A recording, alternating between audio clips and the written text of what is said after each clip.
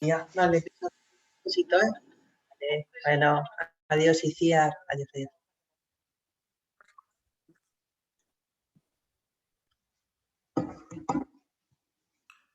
Good evening. Good morning, Raluca. Hello. Hello, everybody. Hello. Hi, Abby. Hello, hello. Good evening. Good evening. ¿Por qué no se me ve? Good evening. Hello, everyone. Hello, everybody. Hello. Evening.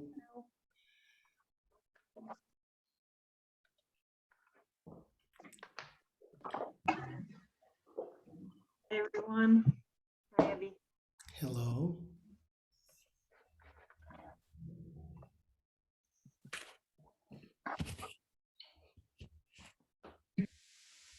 Lite startvideon.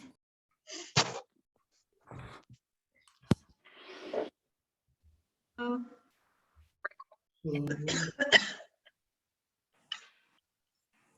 Hello. Hello. hello, good evening. Good evening. Good evening.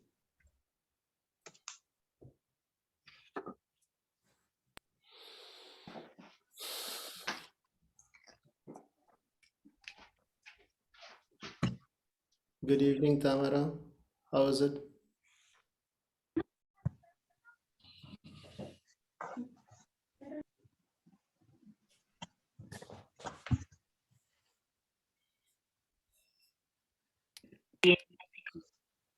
Hi, hello. I think we can get going in a couple of minutes. Most of the participant is here. Maybe another 4 or 5 people are joining. Lucia, ¿qué tal? Hola, Hola. muy bien, ¿tú? Good. Haven't seen you for quite some time. I was looking forward to see you in Bucharest. I'm going at the end of January. You will find me here. I wait to see you. Oh, you cut your hair. Yeah, it was necessary. My mom was shouting at me every day on the WhatsApp call. So what to do? Mother issues. Hello, Abby. Hello, hello.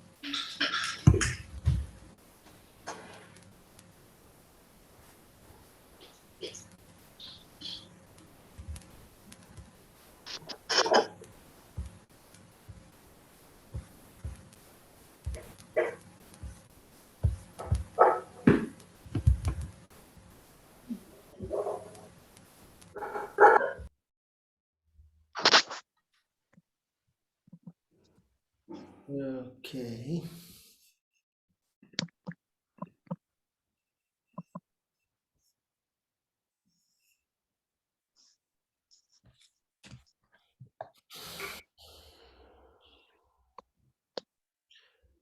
Rafaela, if I would have met Maria at the street somewhere, I knew she is your sister. I don't need an introduction. It's obvious. I mean, I was like, okay, where is Rafaela? Oh no, she's Maria. What her so similar. Hello. Hello, hello. And Simona. you know she's Lucia's mother, right? Yes, yes. Not only my sister. I wish I could use more Spanish word today, but they're pretty limited, my stock of vocabulary. So Welcome, everybody. Let's get started. I see some familiar face which I haven't seen for quite some time. Simona, like Dupa pandemia. I don't think we have seen you for 2 years. So what we are gonna do today, and I want to be very sincere with you. I changed the course of presentation a few times in the last period, because I was debating with myself in how much of this Ayurvedic thing I have applied on myself and what are my struggles, my challenges in trying to adopt these habits. And then when I wrote in the group to share what you want to know, I mean, all the things that you have mentioned, if we cover that, we have a series of workshops, very diverse, and at the same time, very interesting points that you all shared. And there are some common points. I will try to touch as many of them as possible, but in case if I miss something, get back to me and we can explore that outside this workshop also. The other thing is, it's not gonna be a monologue. Dime, It will be a dialogue ¿qué? where I expect you to talk in equal proportion, because I'm curious to learn things here as well, as we are gonna brainstorm through some ideas. And we will start with exploring a little bit, looking at I won't say the word neuroscience, because these are very mouthful of words these days. A lot of trainers and people are using it. But still, from the modern science or Western science perspective, what practices are recommended to have a balanced, stable life. And then we will come back and revisit them, some of these Ayurvedic practices, and maybe you will connect some dots. Yeah. And at some point I mean, all of this is happening like our usual workshop, like lasagna, a little bit of theory, a little bit of practice, a little bit of linishtit calm moment, and then again movement. So we will try to build it up layer by layer. So without any further ado, I invite you to come into a comfortable meditative posture. Before you do that, anybody with any health condition that I should know that is really troubling you from making movement or making breathing practice? Nothing gonna be really intense, but if you have something, let's say you went to the stomatologist and he put some anesthesia in your molar tooth, stay kind and quiet. Don't have to push yourself. If you're recovering from COVID or stuff like that, take it easy. You won't get any brownie point for your performance in this evening. So it's more about understanding the principles rather than performing and pushing your physical body. Now, once said that, try as much as possible to create an ambience, even if that means that you need to stand up, close the door, or put your phone to silent, or go and hug your child one more time and say, Draga, I'm gonna be occupied for 1 hour. Don't bug me. And my child, also your partner, do that now. And then, to an extent, try to unplug yourself so that you can be very much present.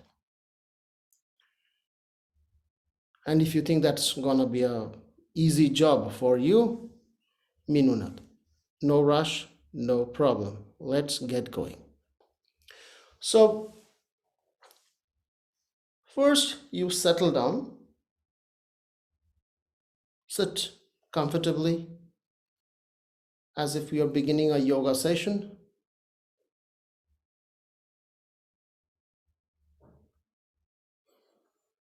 Allowing your hands to rest on top of your knees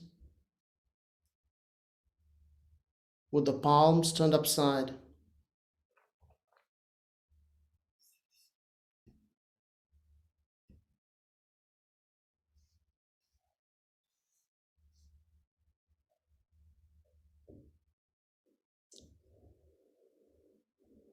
Create a state of relaxation as much as possible.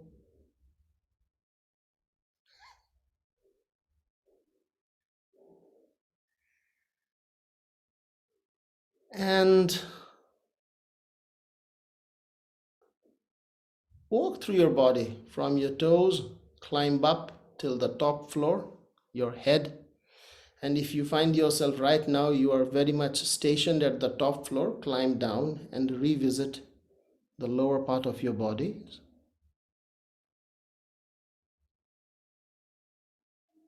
Actually, most likely that's going to be the case.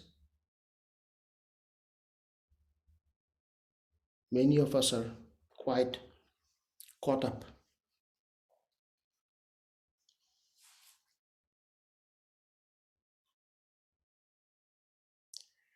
And when you do this,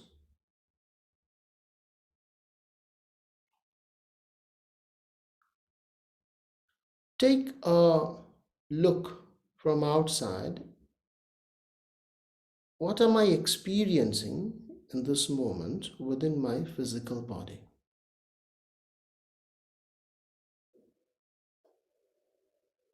How much is this physical body is active?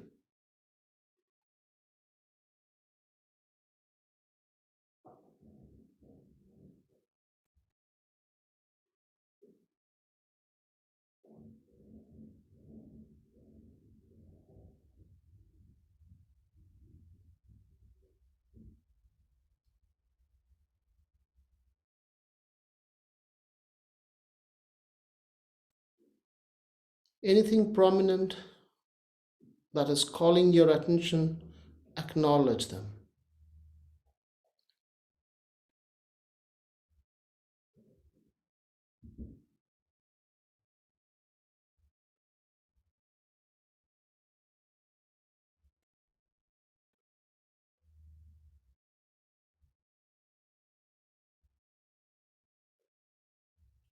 Shifting your focus to the breath.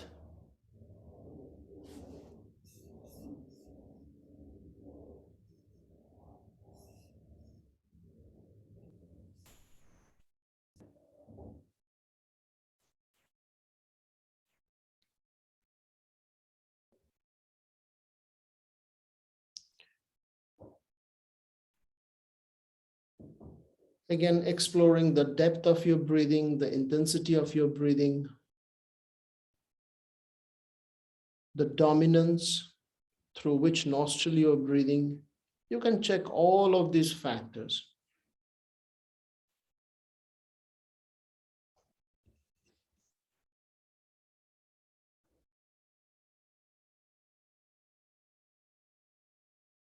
You are mostly checking in.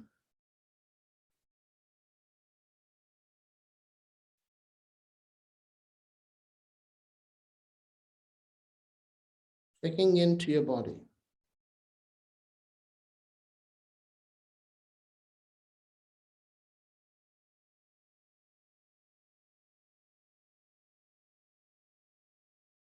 Checking in to your energy flow, energy system.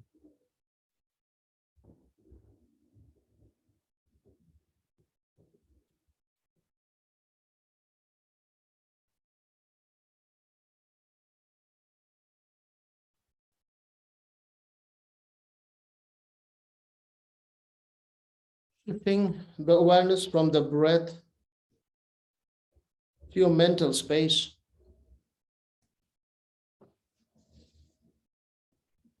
And what your thoughts.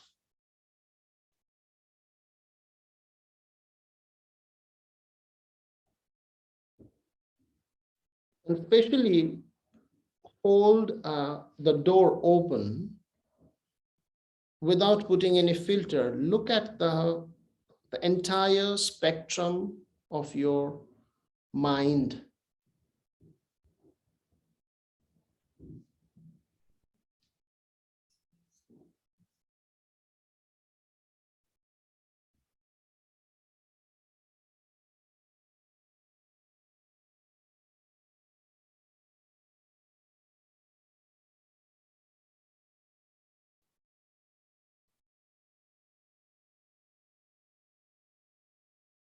And focusing on the body, breath, and the mind, we will begin the session like a traditional yoga session with the reciting the mantra Om 3 times and the invocation of peace and harmony through Shanti Path. Some of you are not familiar with the mantras. I know that. So just listen to those mantras. Those of you know mantras and you want to repeat with me, feel free to join in.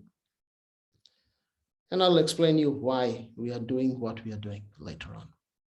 So take a deep breath in if you wish to chant the mantra Om with me. Deep breath in. Om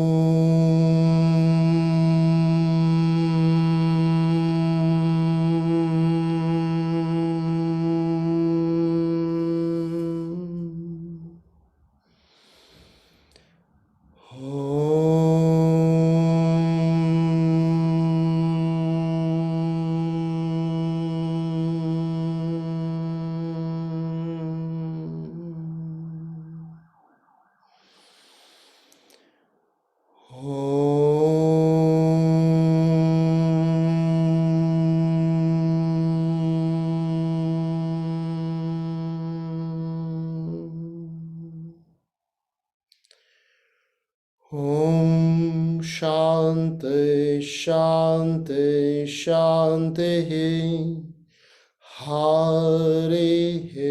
Om.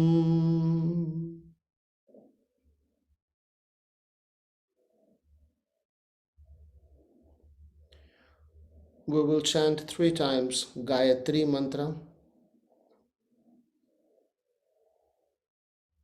Gayatri mantra is about intelligence, intuition, knowledge. If you wish to chant with me, know the mantra, chant or listen. Om Bhur Bhuvaswaha Tat Savitur Varenyam Bhargo Devasya Dhibahi Dhiyo Yona Prachodayat. Om Bhur Bhuvaswaha Tat Savitur Varenyam Bhargo Devasya Dhimahi Dhiyo Yona Prachodayat. Om Bhur Bhuvaswaha Tat Savitur Varenyam Bhargo Devasya Dhimahi Dhiyo Yona Prachodayat. Om Shanti Shanti Shanti Hari Om.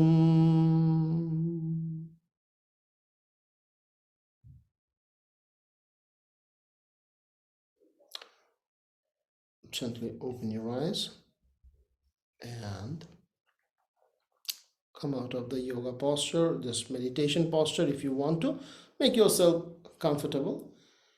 And we begin. So the topic that we are going to discuss today in Sanskrit is known as Dinacharya. Though, and like any Sanskrit word, if you can simply break that word and understand the meaning of the word, you get an idea about the subject, the essence of the subject. So dinacharya is a combination of two words. The first word dina comes from the word day, ziva. Charya is the abbreviation from the word acharan. Obviously, this is not interesting stuff. You don't have to necessarily take a note of this. But acharan means your behavior. And more than the behavior, it also indicates your attitude. So not what you do on the surface, but with what attitude you do. So Ayurveda, which is defined as the science of life. Yoga is not necessarily defined as a science of life. Yoga, the word translated as union. And in a very classical definition, will be the union between you with whatever you understand is your higher self. Can be Shwara, can be, you can say God or Cosmo, the universe. That is yoga. You want to unite. The word yoga means union. And Ayurveda is actually made for the people who are not interested in yoga. Yeah. Because thousands of years back, there were always two categories of people. The one wanted to simply sit back on their couch and watch Netflix, whatever form of Netflix was available to them at that point. They wanted to have a good time in life. They wanted to eat, drink, party,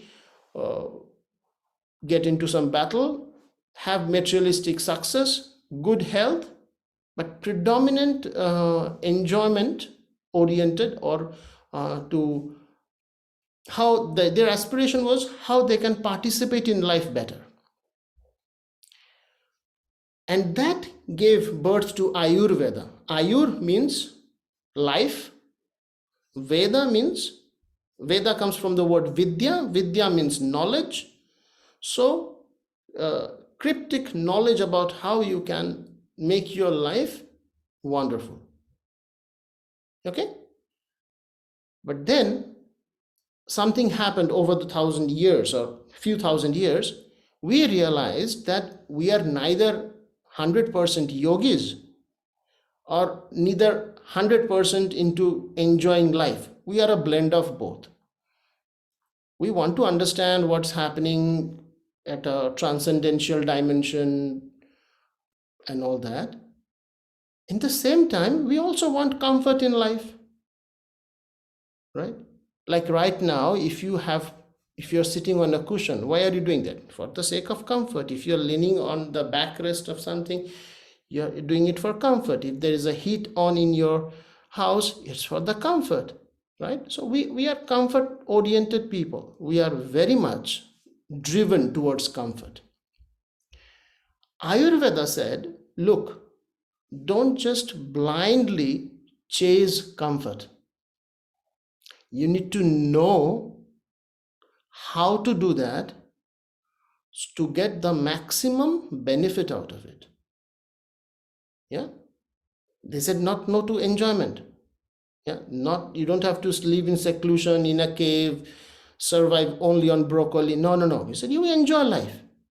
You eat whatever you want, you drink, you enjoy life, but let me help you to have some do's and don'ts, how to combine food, how to combine your daily routine, so that you can start enjoying your life better. Clear? So, in the recent literature, and when I say recent literature, and an Indian is referring to literature as a recent, he is referring to the last 2,000 years. Okay? So, in the last 1,000 years, there was a convergence of these two branches of knowledge, yoga and Ayurveda. So the yogi said, dude, I'm not staying in a cave. Let me also imbibe some Ayurvedic principle. And people who are practicing Ayurveda, they said, let me also adopt some yogic principle. Otherwise, you don't progress in life. Yeah. And then these two knowledge came into play, and that gave birth to Dinacharya. Dina, as I mentioned earlier, is the day, and how you behave throughout the day is Dinacharya.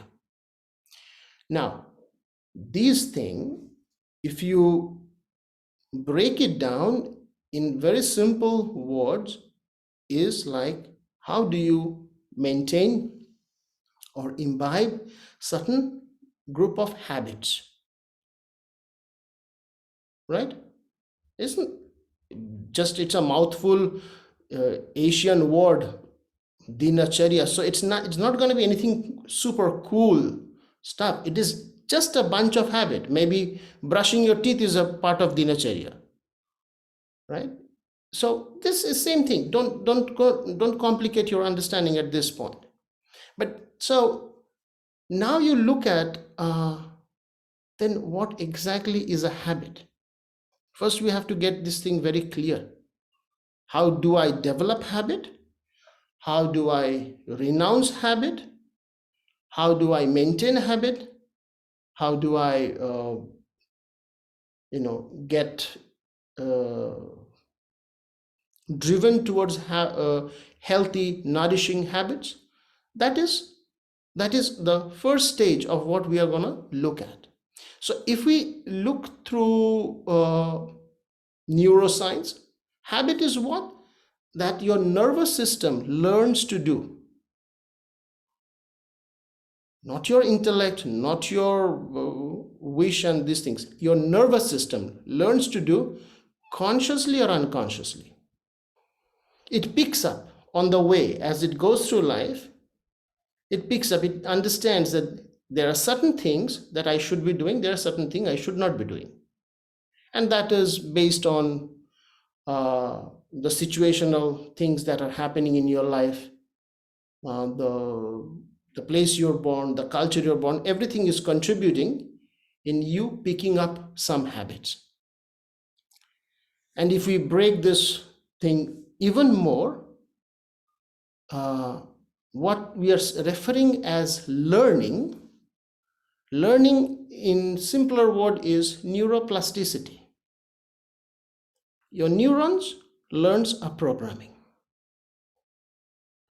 Yeah. And this plasticity, you can do it with conscious experiences or with unconscious experiences. But doesn't matter. Like if you are listening to this talk, being half present, some information will go into your system. Your consciousness will absorb them as a sponge. Some it will retain, some it will pump out. What it will retain will bring some changes. It is happening all the time for all of us. Yeah. So this is how the plasticity takes place. This is how the learning takes place. And when there are repetitive experience is happening of same kind, that plasticity is stronger. We say the neurons that fires together stays together. Yeah. So the neurons by any nature they're very tribal. They're very clan oriented. They like to stick together. So they're rarely, human body has a neuron which is, I want to stand out. No. The moment one neuron does something, the other will say, can I join you? And then 1 becomes 2, 2 becomes 4. And then one day you realize you are into that habit. If it is a positive habit, you take immense pride of it. So no matter what, every morning I wake up at 4, I take cold bath, I do my yoga, and you feel like Chetare, very good about yourself. Or if you have taken a wrong turn, morally speaking, ethically speaking, socially speaking, you say, I am addicted. But the bottom line is the same. It is neuroplasticity. This is nothing else. There is no big difference between the best habit in practice and addiction. Is someone took a right turn, someone took a left turn, but both are on the road, and the road is this based on this plasticity. Okay. Now, I was trying to look for some information on the habits because I am not very familiar with the literature that are present around habit. And the funny thing is, there's a common thing going on in this pretty much pop-up psychology culture. It takes 21 days to build a habit. Yeah, you will hear this in the several many podcast talk, and most likely there are grains of truth there. But it's not like just because you have done something 21 days and now it will be your habit. I don't want you to fall into such trap. It might, but it might not. So the research says it can take between 3 weeks to close to 9 to 10 months to bring a practice into habit. A lot depends on another aspect, and this will be our columna vertebra in today's discussion. It will be the spine. We have to come back and use that as a reference frame for understanding, which is known as limbic friction. Okay, so this term you have to remember all throughout, and not only in during this today's session. Anytime you want to adapt a habit, this is your lens through which you will look at it. So now when we are talking about a limbic friction, we are basically talking about, let's say, I know something is good for me at the intellectual level, but when I want to do that, how much resistance my inner system is offering me, how much friction is there happening there. And if we really pay attention to this word, it is not friction in the cortex, it is not friction in the midbrain, it is limbic. And what is the limbic brain? The reptilian brain, the brain which is like a bull, is very adamant, rigid, not easy to educate, and it's very binary. There are several good things also about limbic brain, but these are the main qualities of the limbic brain. Is it's from where your fear, your aggression, your animal behaviors might come into existence, the primitive brain. Yeah. So now limbic friction manifests in several different ways. The two common pathway that it will select, one will be when you want to do something, you feel anxious. And this anxiousness can stop you from doing that. And another thing that it can do is the tiredness or the laziness, procrastination. These are the two paths. So we can also look at it. It's we need to have the right amount of limbic friction. The lower the better. So that is by far, if you want to have a habit that is going to be present in your life for long run, the lower the limbic friction, the better. So the survival of a habit is inversely proportional to the quantum of your limbic friction. Okay, so this is how the things works. Normally, the resistance, as I was telling you, they will come in the form of anxiousness, So there is something that agitates you when you try to do that. And this is very common in many people who knows that meditation is going to do good to them, but they will not meditate. Now, if you ask them, Draga, de ce nu faci meditation? Why don't you do the meditation? You know that you just need to plug it in your ears, you lie on your back and you're basically sleeping. I'm talking about even a practice like yoga nidra, not a seated meditation. They will find, a huge spectrum of excuse. No, I'm timp, I don't have time, I don't have this, my partner is not home, my kid is crying, my boss is crying, this is happening, this is the December, I have to prepare for Christmas, now it's New Year, I will start in February. You know that excuses. If you filter them, you will see there is a tendency that when those persons are sitting still or lying still, they get in contact with the anxiety underneath them. Underneath the skin, there is an anxious state, which is like something is missing out. Something is telling you, "Nu e bine,"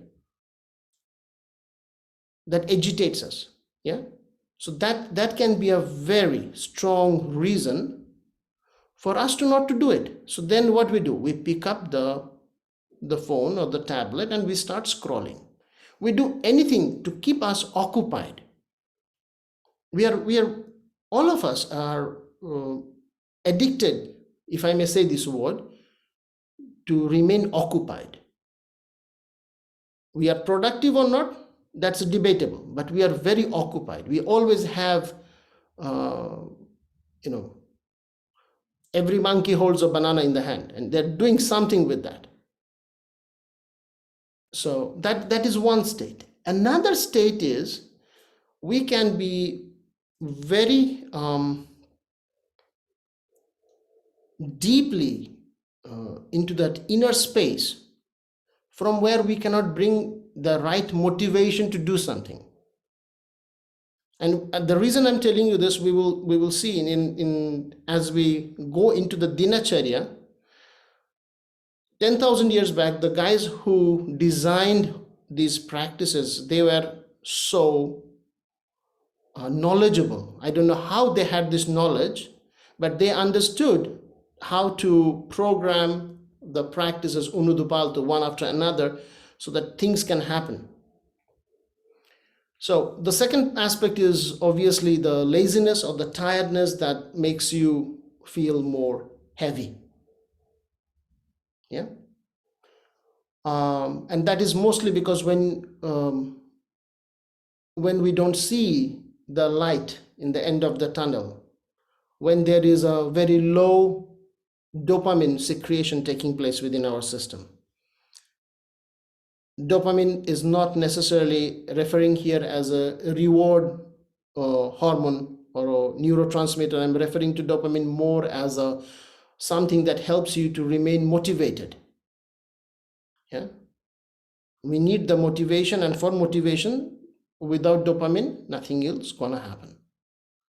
Now there's something with this, all of the hormones. More is a problem, less is a problem. Yeah. So there are people with the dopamine overdose, and they're like crazy squirrels running around. Like, yeah, and you tell them a project, like, hey, let's do these things. Yes, let's do it. And the another person says, let's go in the weekend to the mountain. Yes, let's do that. Let's also try to do something else along with that. Yes, let's do that. They're always gonna say yes to everything, and guess what? They will feel very burdened.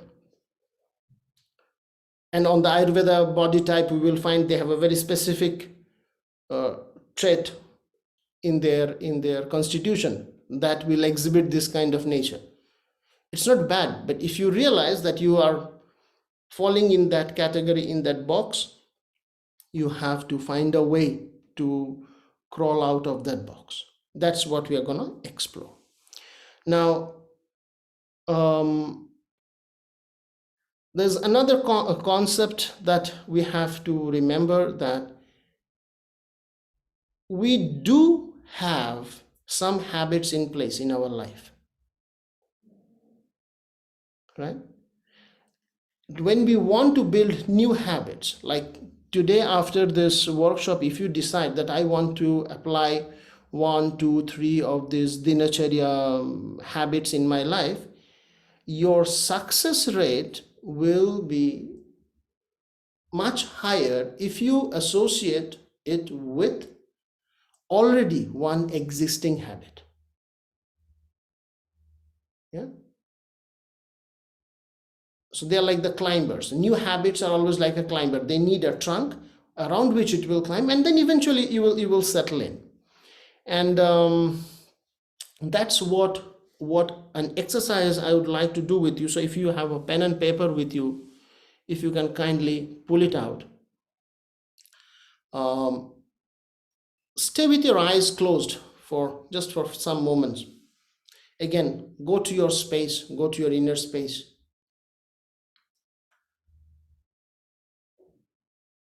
And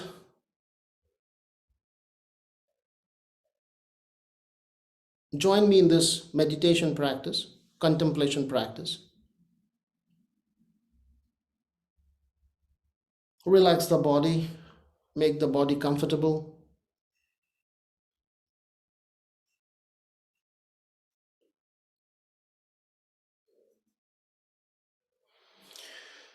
Take few breaths and slowly return to the body with the energy.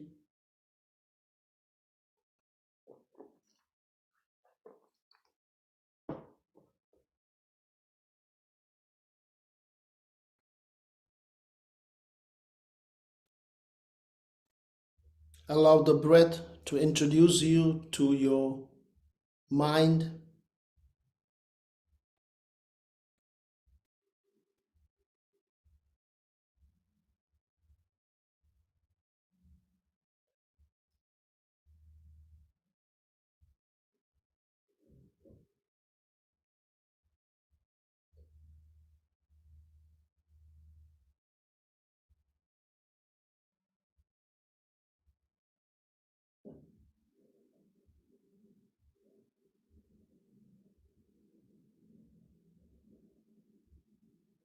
And as you rest in your mind, go to the moment when you woke up this morning.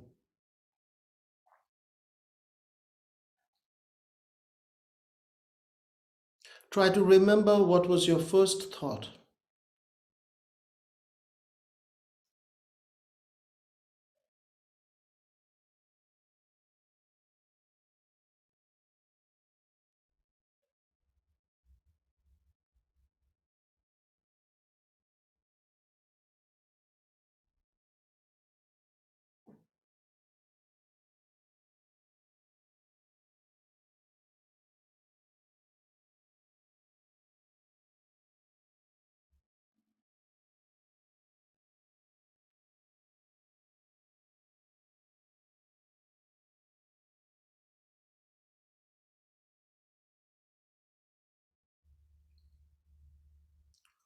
What was the first action you performed?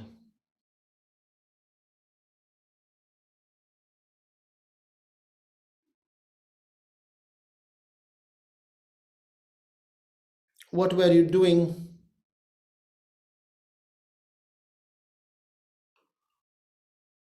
half an hour after you woke up?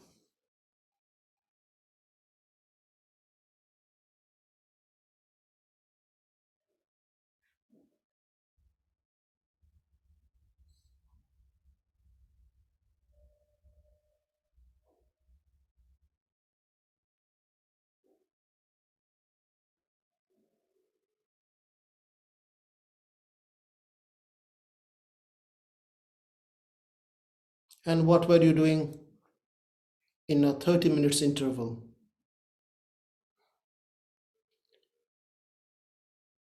Continue to move your awareness from 30 minute to 30 minute till you reach to this moment.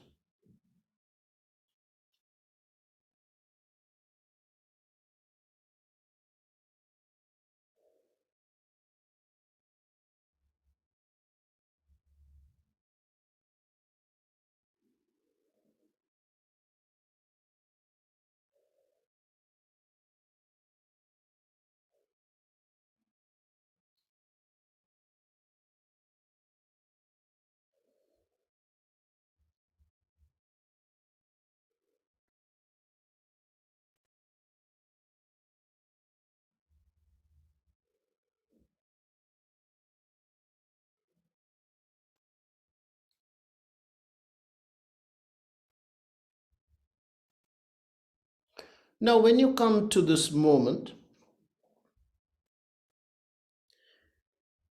without opening your eyes, try to revisit your activities that you have performed from morning till now, and how many of these activities are part of your regular ritual,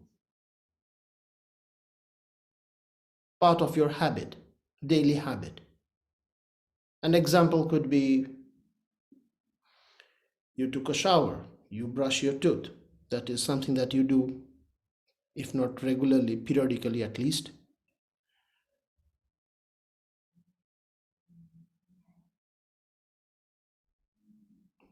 Maybe breakfast, maybe lunch. So try to identify what are those habits or what are those actions that are part of your habit.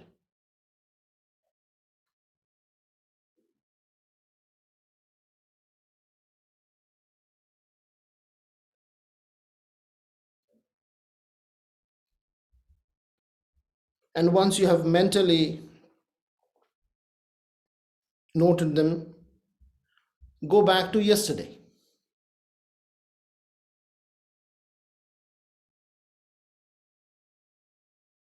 and check how many of these habits you performed yesterday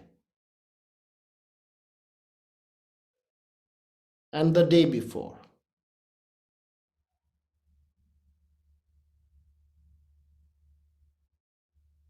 and the day before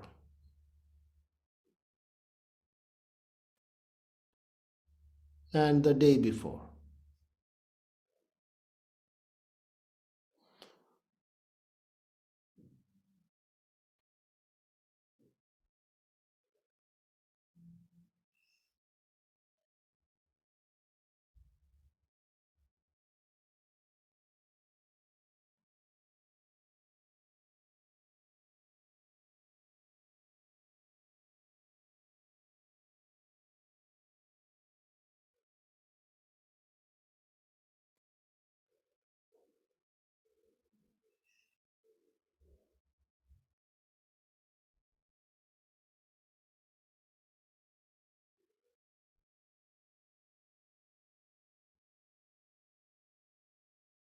And after you have visited about 3, 4, 5 days or a week, if you can still remember what you've done a week back, awesome.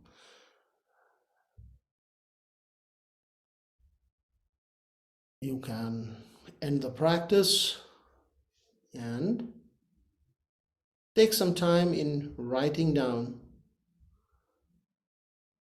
about 5, 10 points, 5, 10 habits that's already in place.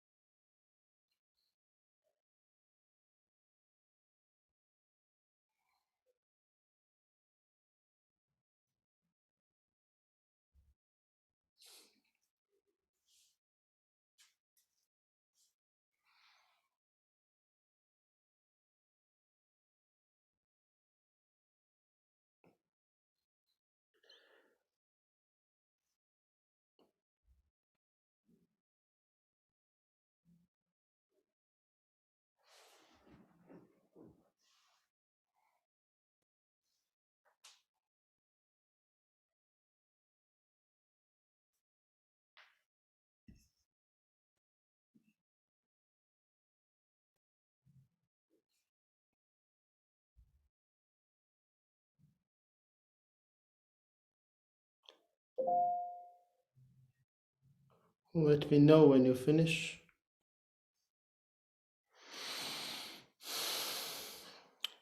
Good.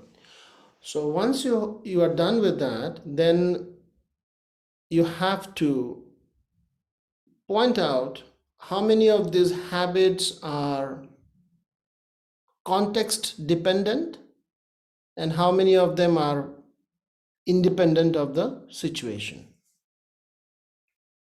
An example could be whether you are in vacation in Maldives or you are at home, you still take a shower on a daily basis, or you eat your lunch. So there are certain things that you will do no matter where you are. So if you can identify any such thing, and I think you will be able to point them, just make a tick that these are my independent habit. No matter where I am most likely going to do this.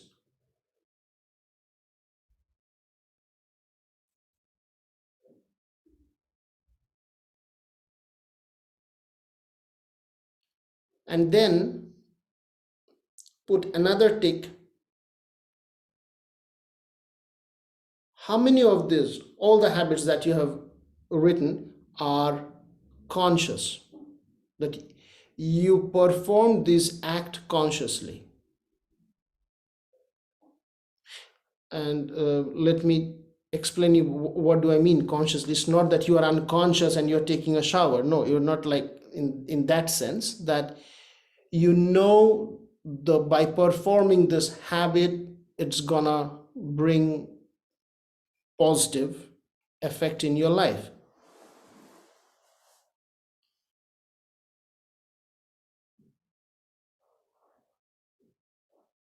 I know that I'm brushing my teeth before going to bed. This is gonna keep my oral hygiene and it's gonna do good to me. And when I perform, I'm aware of it. I'm not necessarily brushing and thinking now my teeth are gonna shine. It might not be that kind, but I'm aware that they are gonna do good to me.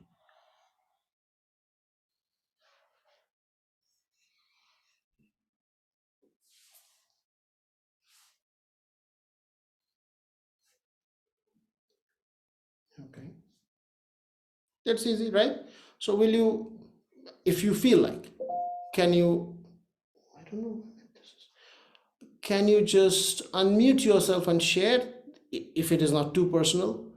Okay, these are my independent conscious habits.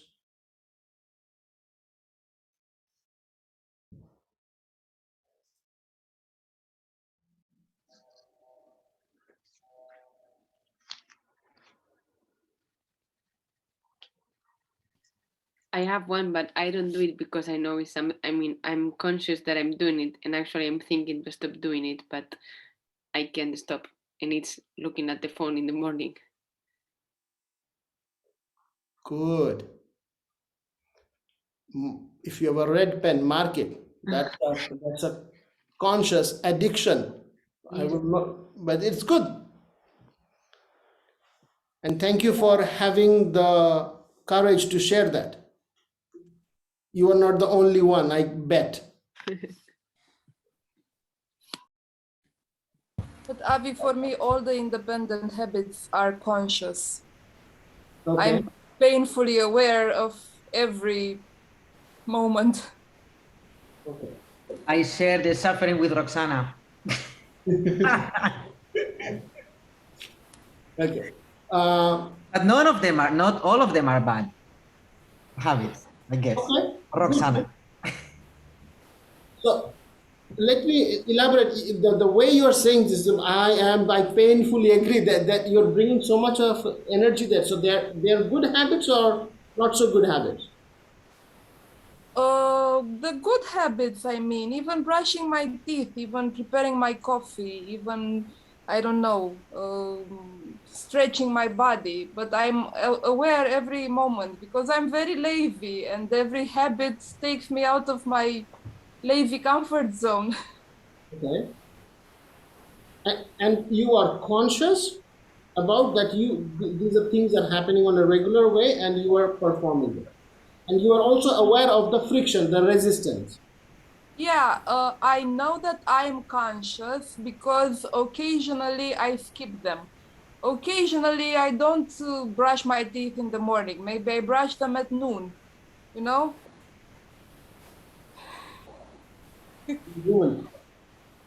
Or although most of the days I stretch my body, occasionally I skip it if nothing hurts too bad. Yeah. Yeah. That's acceptable. So that's okay. Once in a blue moon, we are not robots. We are human beings. So it's super okay. Yeah. Okay, good. Anybody else? Anything that you want to share? If you can, if you From want. the chapter, I would share with you from the chapter of conscious bad habits, not the good ones, because the good ones is easy. I smoke every night before going to bed for many years, and that's an addiction. It's not a habit anymore. And you do that consciously, right? Consciously, and I think I can do it unconsciously also. I can do it in both ways. See, if you're smoking consciously, it is almost like a pranayama. You have to just replace the. But with the smoke, that's the only difference. Have to we have to look into that. Okay, and I'm glad we are aware of such habits. It's fine. It's fine. The Uh, rest, I would say, I am incorporating new habits in the last 4 or 5 years, mhm. and I am more in the process of increasing the periodicity. So my process is like I'm not doing yoga and meditation each and every morning, almost each and every morning. I am not doing pranayama or breathing exercises where I'm doing it almost on a daily basis, but not every day. So there are things that I would like to move to the daily basis thing. So it's a lot, still work to be done. Okay. Okay. I'm gonna take here a pause, and I want you to, if you are taking notes, and if any one of you has a marker, write this down, and with the marker, highlight it that you want to be regular, not daily. Daily is too much of a pressure on your shoulder. Okay. I mean, the basic things in life that we expect to do daily is eating, sleeping, going to the toilet. These are the daily habit, and we are human, and we know we don't do them also on a daily basis, right? It's not you do that, you miss sleeping every weekend, but don't say daily. Daily is putting the Himalaya on your shoulder. It's the grail. Regularly is a good term.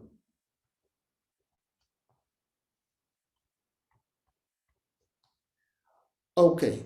Now, all the habits that you have marked, can you put a timestamps next to them? Like how many of these habits are in the morning between 6 to 9? How many of them is between 9 to 12? Like a timestamp? Mm-hmm. Scrolling the phone is in the first thing in the morning, no, Lucia? We wake up and you pull the phone. Yes, but I'm trying to take it, but the thing is that I also work abroad, so I work through the phone, so it's like checking that everything with the work is okay, but at the same time then I stay with the phone because of personal reasons, so it's quite difficult for me to separate both. Okay. There is, I mean, knowing you and knowing the entire story, the background story, you don't work necessarily with a very different time zone.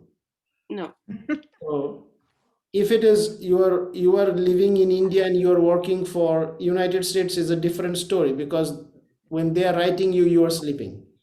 but it's Here- different context because I work with a person that has 2 kids at home, so she usually starts working 6:30 in the morning, which is my 5:30 in the morning. That's her problem, Yes, I know. I not the mean, kids. So not that- whenever she can work, you can decide to. Okay, let's not dissect it, but I'm getting your point. Yeah. I'm not making it her fault. It's my fault because when I wake up, I just think, oh, let me see if I have any message, and then just this goes. Right. Okay, so give me a number in the chat box. How many of these habits, the one that you have done in a repetitive way, are in the first 3 hours of the day of your waking up? Again? So how many of the habits that you wrote, like you are doing it on a regular basis, you do it within the first 3 hours of your wakefulness? 9. Christina, wow, impressive. 9, 5, 4, 5, 2, 5, 5. Awesome. Very good.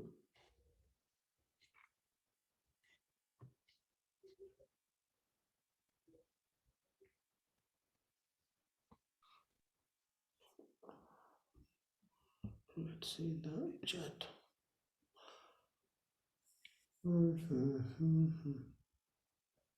Almost all Maria. Okay.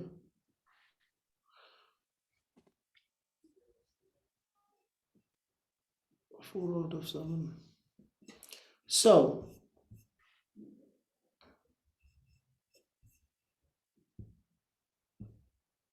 this is the very good news. Whatever you wrote, anybody who wrote more than 2, 3, you already have a very good anchor, because what we are I'm trying to tell you here before jumping into the next step is that we need a stulp, an established habit. I'm not even around which we will do something. So you do already have an habit in place, and now your next habit can be anchored along that. Yeah, and that we will explore. If you have in the first hours of the day 2, 3, 4 habits in place, it's very good. And I resonate with Roxana. I resonate with Rafael also when they said there are things that I do on a regular basis in the morning, but not necessarily always with a smile in my face. Yeah. I totally understand that. There are mornings when I am up and I'm thinking, what should I write in the WhatsApp group to cancel the morning class and go back to sleep? I really, I think, I very sincerely, how can I cancel this class? How can I cancel this class? Yeah.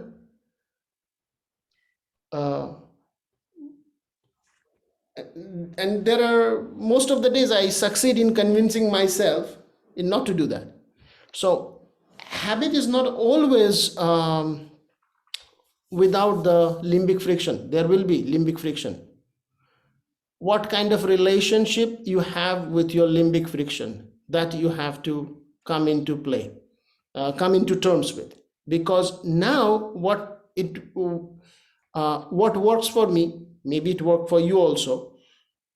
I ask myself, especially when I want to cancel my morning yoga class, the thing that I say to myself, there are out In some houses, there are some people who are gonna wake up and they will show up for the practice.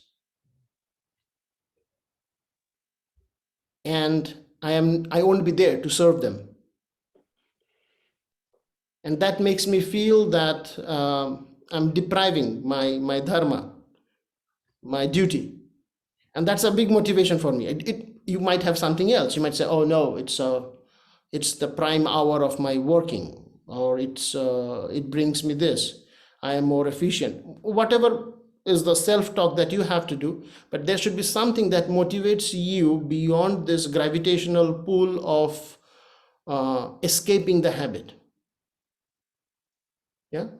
So, there is this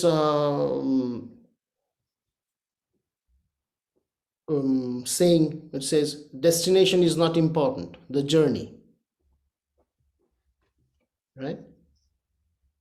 I think what is important to tell us at some point, the journey itself is the destination. We will never reach to a final landmark, but this ongoing push that we are pushing ourselves to evolve, that's a very good thing. Now, as you look into these habits, and you can put a score later on and see what amount of strength it takes to materialize. And you can give yourself once in a week, once in a month, you just sit down and say, okay, I woke up 25 times in this month to do my morning yoga practice. And the amount of struggle was 8 out of 10. You give yourself a score. And in the next month, you can give yourself another score. And see, now it is 9 out of 10 or 7 out of 10. As we keep on practicing, the neuroplasticity will happen and this limbic friction is gonna go down. Now, I'm gonna jump into to something else that will help you to imbibe again the habits from Dinacharya. That is trying to do a bracketing, trying to put a group of habit in one basket. Cluster. A similar kind of habit, you can put them in one basket. It could be, I'm gonna, let's say, one of your habit or a habit that you want to develop is to listen to an audiobook. And you have a well-established habit of having your morning coffee. You can create, when I'm listening, when I'm having my coffee, I'm going to listen to the audiobook. And this will have less mortality of your habit. It will have a higher survival rate.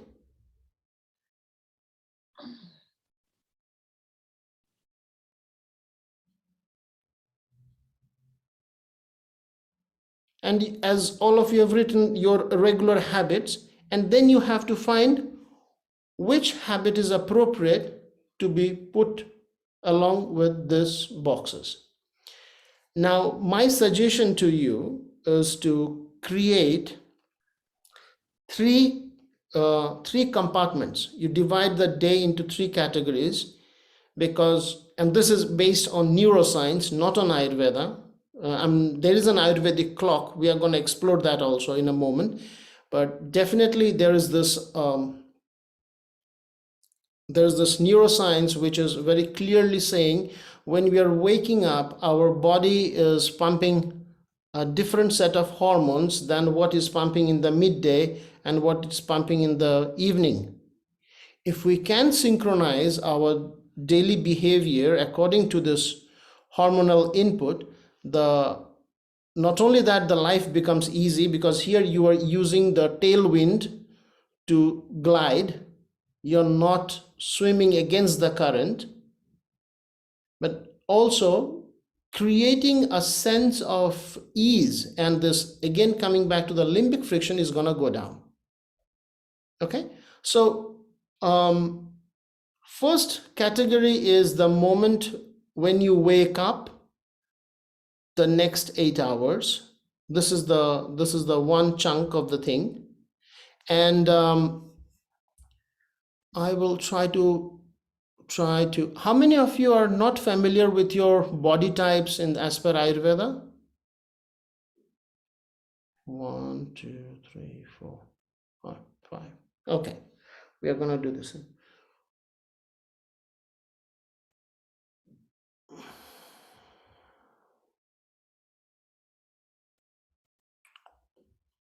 Give me a moment. We will take a pause for you to do your Ayurveda body type, and then we will go into the Ayurveda clock.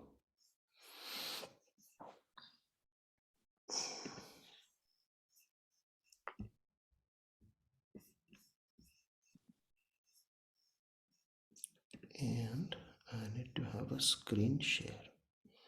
Screen share desktop. Share. Do you see something?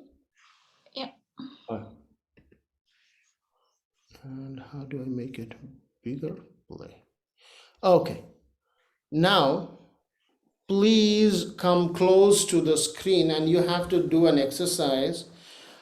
By the way, before going any further, every time I ask, and some of you have done this already 10 times, Rafaela 10 times at least, not 10, 5 times. This, I feel guilty of asking you to do this because this is oversimplification, but this gives you a direction. Okay, I need to tell you this because it's not the 100% clear. There are several other ways to identify your body type, but it will give you an idea. Ignore the top 3 words written, Vata, Pitta, and Kapha. They have no importance to you right now. You have this word, let's say, body size. Okay, and for that question, if that's the question, in that row, you have 2 points, like uno, 1. You can put 2 points if you relate to only one of the answer. Like, let's say you realize that you are slim. You don't feel that you are between slim and medium.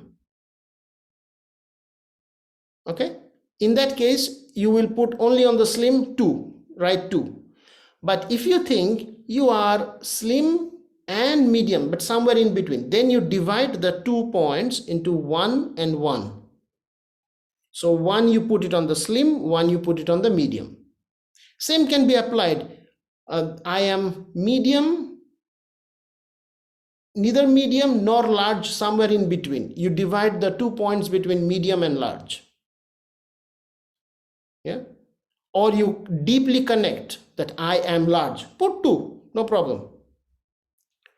But there is never a 3 point. You cannot be I am slim also, I am medium also, and I am large. This cannot exist. And another thing, before you start writing, you are not writing what you wish to be. Because when I did this first time, I ticked everything that I want to be. And then the Vaidya was looking at me and he said, Frate, nue asha. It's not like this. So do it like that, okay?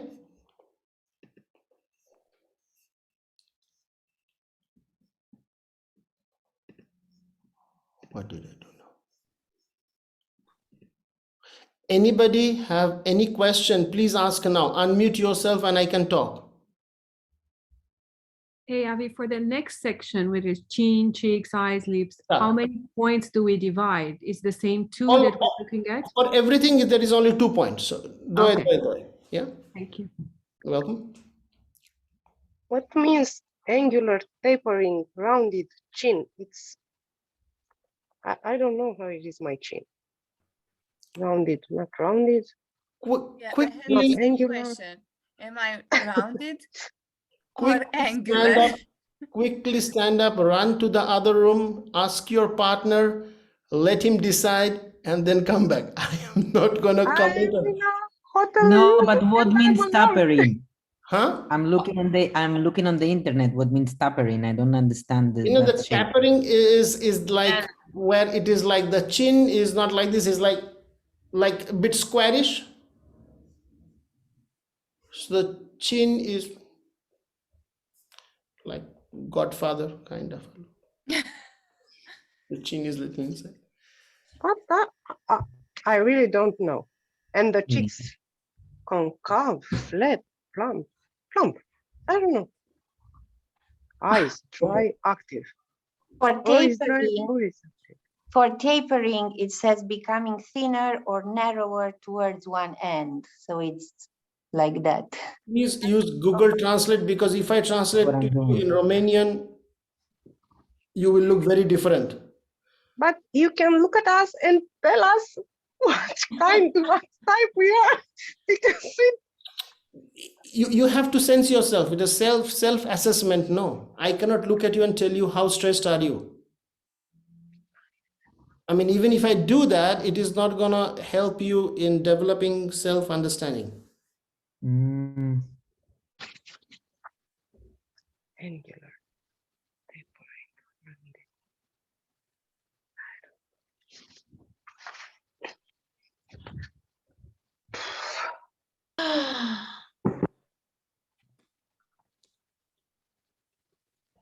Like rounded. Okay.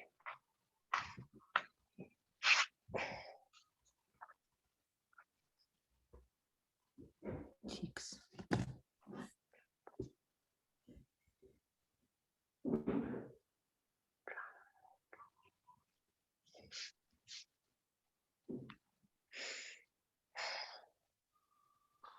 You have 2 minutes more. You don't have to meditate on figuring out if you have a strong appetite or an irregular appetite. It's just,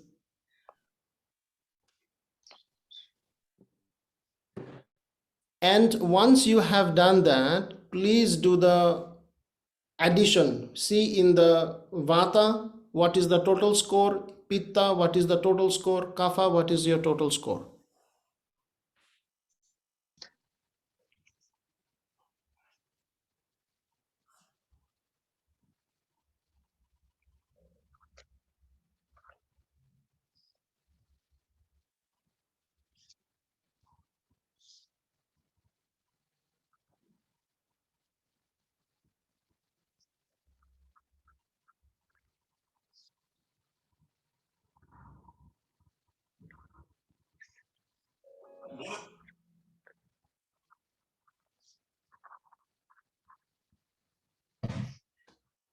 Gata?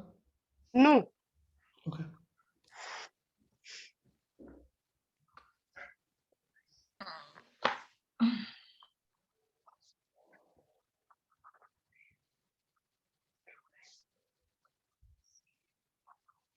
You can take a snapshot or screenshot or a picture with your cell phone of the screen.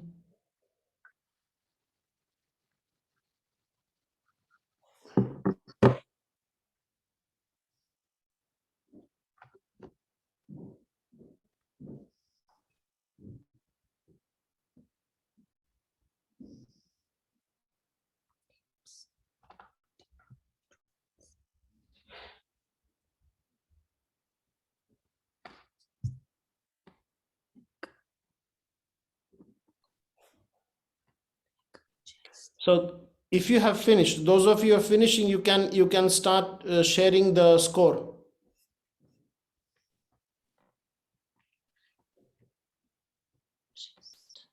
Sorry.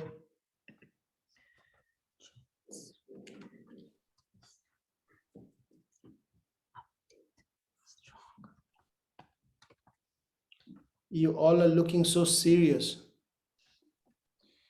What is an astringent taste? Just. What do you mean? Yeah, if someone does know what it means to have a astringent, I don't even know how to pronounce that. Sour. Like the lemon, like the lemon. No, no, no. Lemon is akru. Mhm. And It's pungent? more like the grapefruit. Yeah, Yes. it's like Yes, when, like that. Acid, when okay. you have a raw olive and it somehow makes your mouth little numb-ish. Thank you, Carmen. Thank you very much. Yeah, The thank you. sparse, what is this sparse on thirst and elimination? Escaso. ¿Eh? Escaso. Escaso, vale. And what is elimination? Constriction, quick and sparse. Yo creo que vas al baño rápido. Ah, Por la puerta. You got it correct. I could understand what you said. But Avi, what does it mean? I mean, I understand the meaning of sweet, sour, salty, but how do we differentiate? Do we need to say we have them, those three or the other three, or how? I don't understand. Sweet, sour, salty. How do we give points for that? Like what you like to have. Ah, okay. Got it. Thanks. Don't think too much. Thinking leads to confusion.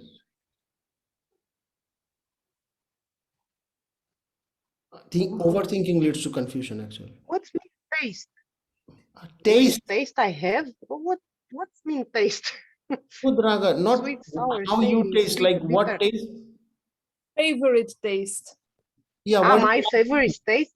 of course. Ah, You are not a fruit. How will we know that what taste you have? So it's you like, do you like to have sweet, sour, salty, like that? And you can pick one group or two group. So if you finish, please post the score so I can tell you about the body type.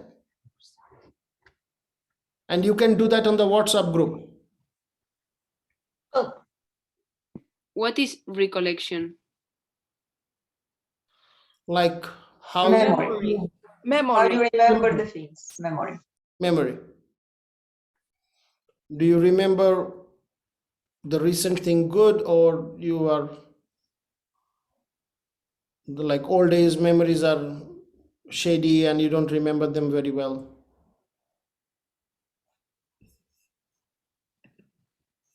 And when you say distinct recollection, what is that? Sorry, say again. Distinct recollection. I think it's very precise. Very precise, clear. I will translate this in Romanian. This will be easy. In fact, I had one actually. I forgot to put that one. Finito? no. You're all thinking so much. We are also writing. Just write the number. Don't write the whole story, huh? Just write the tuk tuk tuk 1 2 3 1 2 3 like this. The number. I will give you this paper, this slide. 1 2 3 1 and 1. Sorry, exactly 1 and 1. Thank you.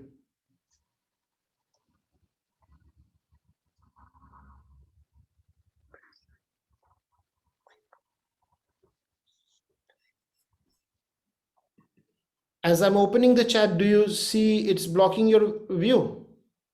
No. No, okay, then I can continue reading. I don't know if I was counting right, because I write body size, slim, medium, 1 1. Da. Body weight. Yeah, it's okay. Da. Așa. But my numbers are 9, 10, 8, and others are biggest. That means you did something. Something wrong. chin, I said rounded 1. Yeah, it's okay. It's correct. No, there you write 2, because if you are putting, Ah, so everybody, if you are putting in only one box, there you write 2. Only when okay. you put it in 2 boxes, you're splitting the 2 into equal parts. I understand now. Okay, thank you. No? So if anybody needs to correct this, please do that. Because this will, it's like your blood count will come Sorry. very different. At dreams, quick, active, many. How many dreams I have when I sleep? Fear, reward, violence. Yeah, do you dream a lot of dreams? Do you have dreams with like war, violence? And if I don't dream, I barely dream. It's very rare I when have I the dream. same problem. Where I put Hold on. my number. Christina Steinbeck. I understand you dream rarely. And what kind of dream are those? Generally good. Okay, so then put it in the lake, snow, and romantic, if it is generally good. No, it's many. When Okay. I dream many dreams. I So don't then you remember. already have the first box. Okay. Yeah? So it should be the total number, it should be 50 when you add your number.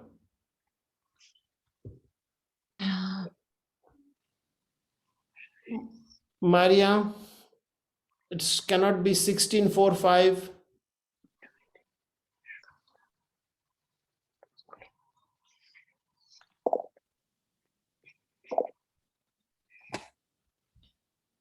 On the chat? I have a question. The- Chest, narrow, medium, expanded. I don't know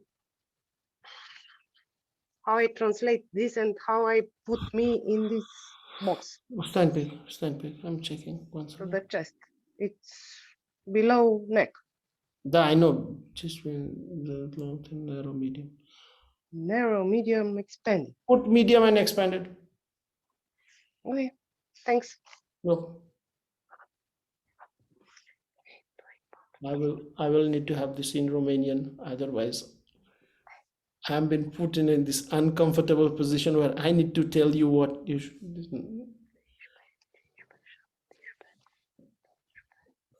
Milena, how is it going? The numbers? Avi, I think that on the site of Organic India, there is a test for Must this. be. Yeah. And it might be in Romanian. I remember I saw it long time ago. Yeah, could be. Not could be, it is, because I spoke with them when they put that, the thing. So yeah, and it's a good analysis. Yeah. Adino 3497, good 2023.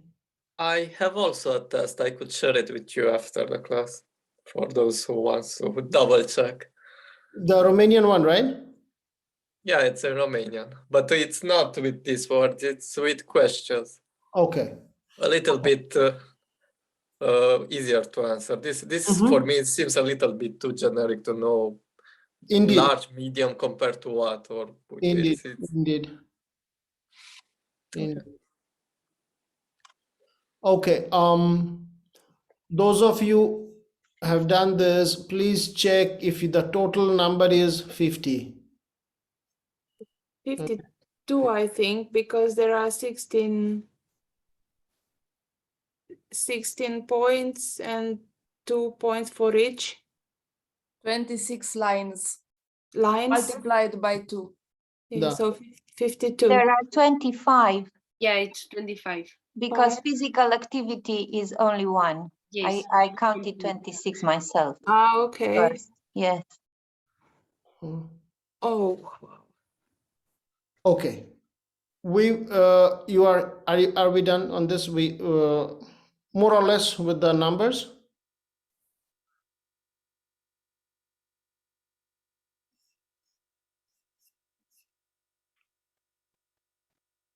Right, in 25. Okay, you are Pitta, good. Lucille, Vata, very correct. Vaso, yeah, correct. No. Vaso, you have to redo the test. I mean, it gives an indication on the type, but maybe you have to do the test one more time. Okay. Because you see the total is not 50. Yeah, I will see that Yeah, again. I will help you. So don't stress with that. Understand the principle, and then we will do this. Raluka, beautiful, very balanced, almost 15, 18, 17. And but that is reflected in your. I think it's wrong, Avi. I think I'm doing something wrong. You're not doing anything wrong.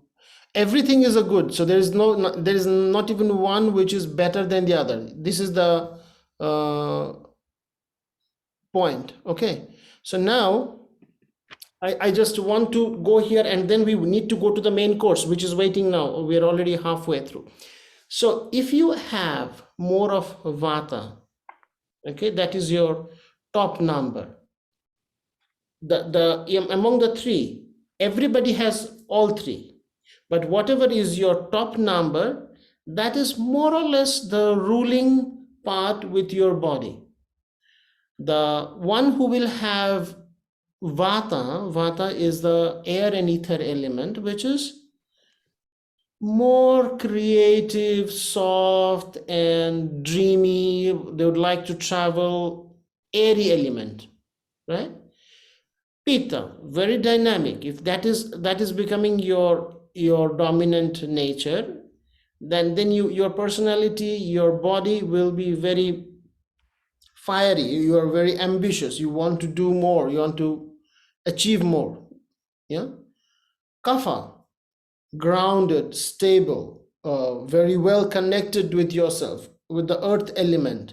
Might not be very keen on a lot of traveling, might be very happy to develop deep communication, deep relationship, meaningful relationship, not necessarily with the 20 friends and not too much in scattered. So an earth element, stable, grounded. Now, is this clear? Make sense? Yeah. I'm telling you just on the surface. Just note the big picture so that we can dive into the other thing. Okay, there are two more scores. Chris, 25, 20, yeah. Okay. At Corey, this is the test. Oh, okay, Andrea.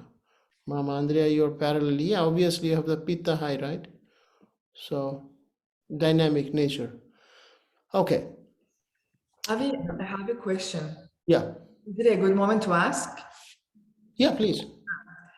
So is it possible that this dosha changed because does it change? Because when I was in India like a few years ago, maybe 6 years ago, and Ayurvedic doctor told me that I had Pitta Kapha after a test I did and all. And now it feels like with all the ticks I put here or everything I see in the Vata, it looks like it's more prominent. And I wonder if it's possible that it changed. And I think I feel in my behavior that I used to be more Kapha, like more calm in the past. And now I'm feeling more Vata, like more anxious, more active. I wonder how can it change like so much? Is that possible? It can change. It can change. That is quite okay. But if it is changes in a like completely upside down, then it raises an alarm. Then, if you ask me, my first question will be if there are any major life event happened during then. Maybe a person who had a lot of kapha and they shift to the vata, they became more active. They started like knowing you, maybe you started practicing yoga more. Yeah. So the yoga in itself encourages the vata quality. We become more airy. So Yeah. so this kind of thing can take place, and we can explore that also. Mhm. Yeah, okay. Thank you. No? That's that's how it is. Okay. Now, do you see this?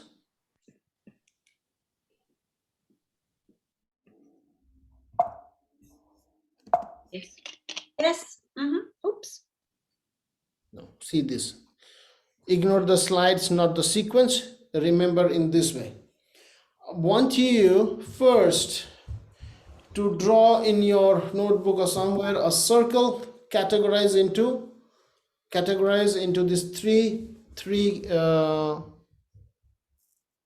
parts, dividing it into three parts, of which at one part begins when you have woken up. So write down there your usually what time you wake up. That is when your clock is starting. So if you wake up at 8 o'clock, write 8. If you wake up at 6 o'clock, write there 6. And then you put +8. That is when that first cycle, the first task bracketing is ending. Then there is the second one, another 8 hours. And the third. No funciona así. ¿No es claro? Estoy escribiendo unas cosas, ¿vale? Rafaela, you have to talk to me in English. Sorry, I thought I was on mute. No, you're not. Okay, so it was not for me. Huh?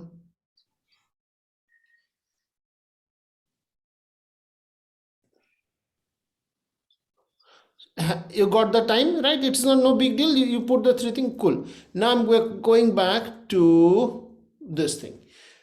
This is a suggestion by the textbook.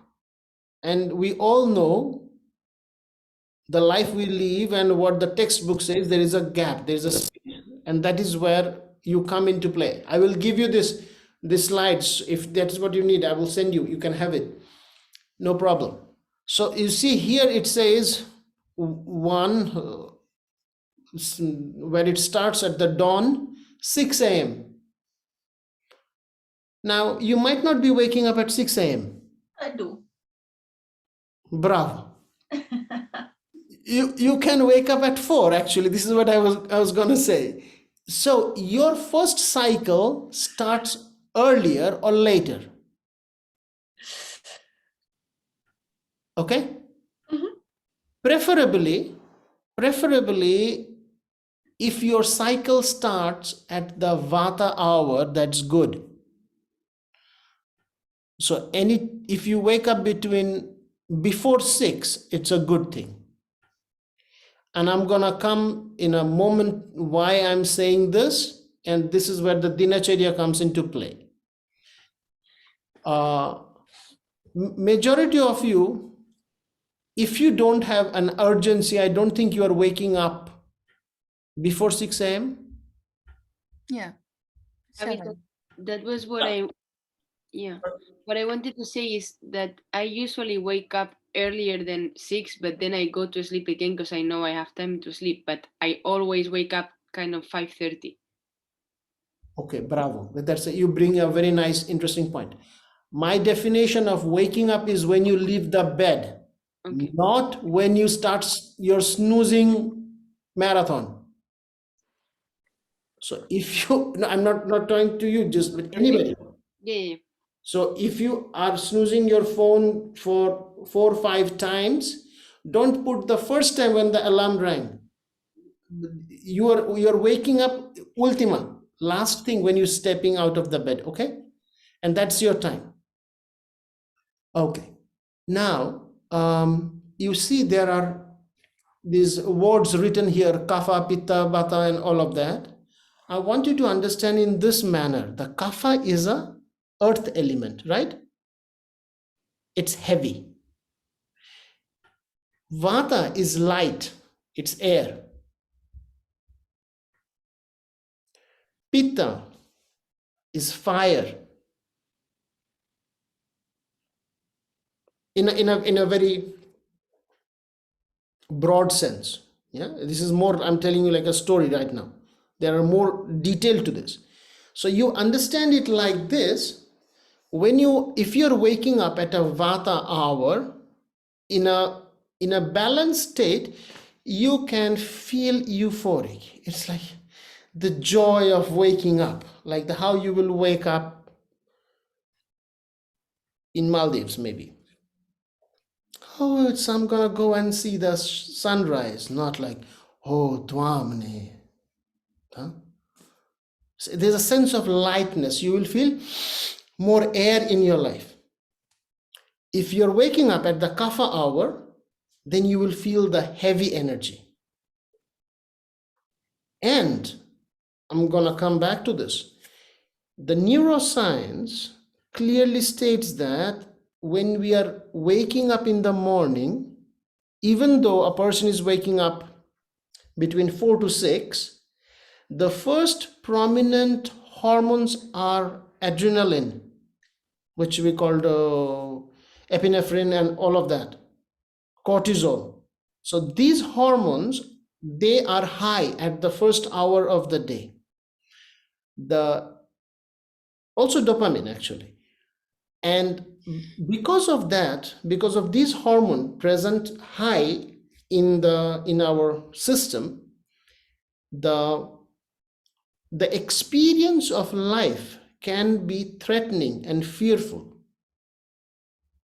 Okay, so pay attention to this. There are way too many of us who, when we are waking up, the first few thoughts are not necessarily, wow, one more day I get to live. Yeah, there is a fog of fear, of uncertainty. There is a crunch in the stomach. There's a sense of heaviness. There is a lack of finding a meaning, a purpose in life. You feel like, can I just put my head back into the pillow and cover my head and just stay there? This kind of feelings can be there. And this becomes very high if you are waking up at the kapha hour. That's why in yoga or in yogic dinacharya, they say, wake up in the Brahma Muhurta. Brahma Muhurta is the best time of the day, which is 4 a.m., not applicable to you and me. You cannot expect to wake up at Brahma Muhurta if you are Netflixing till 12 in the night. Puts it simple. And that's the price you pay for living in the society. Whereas,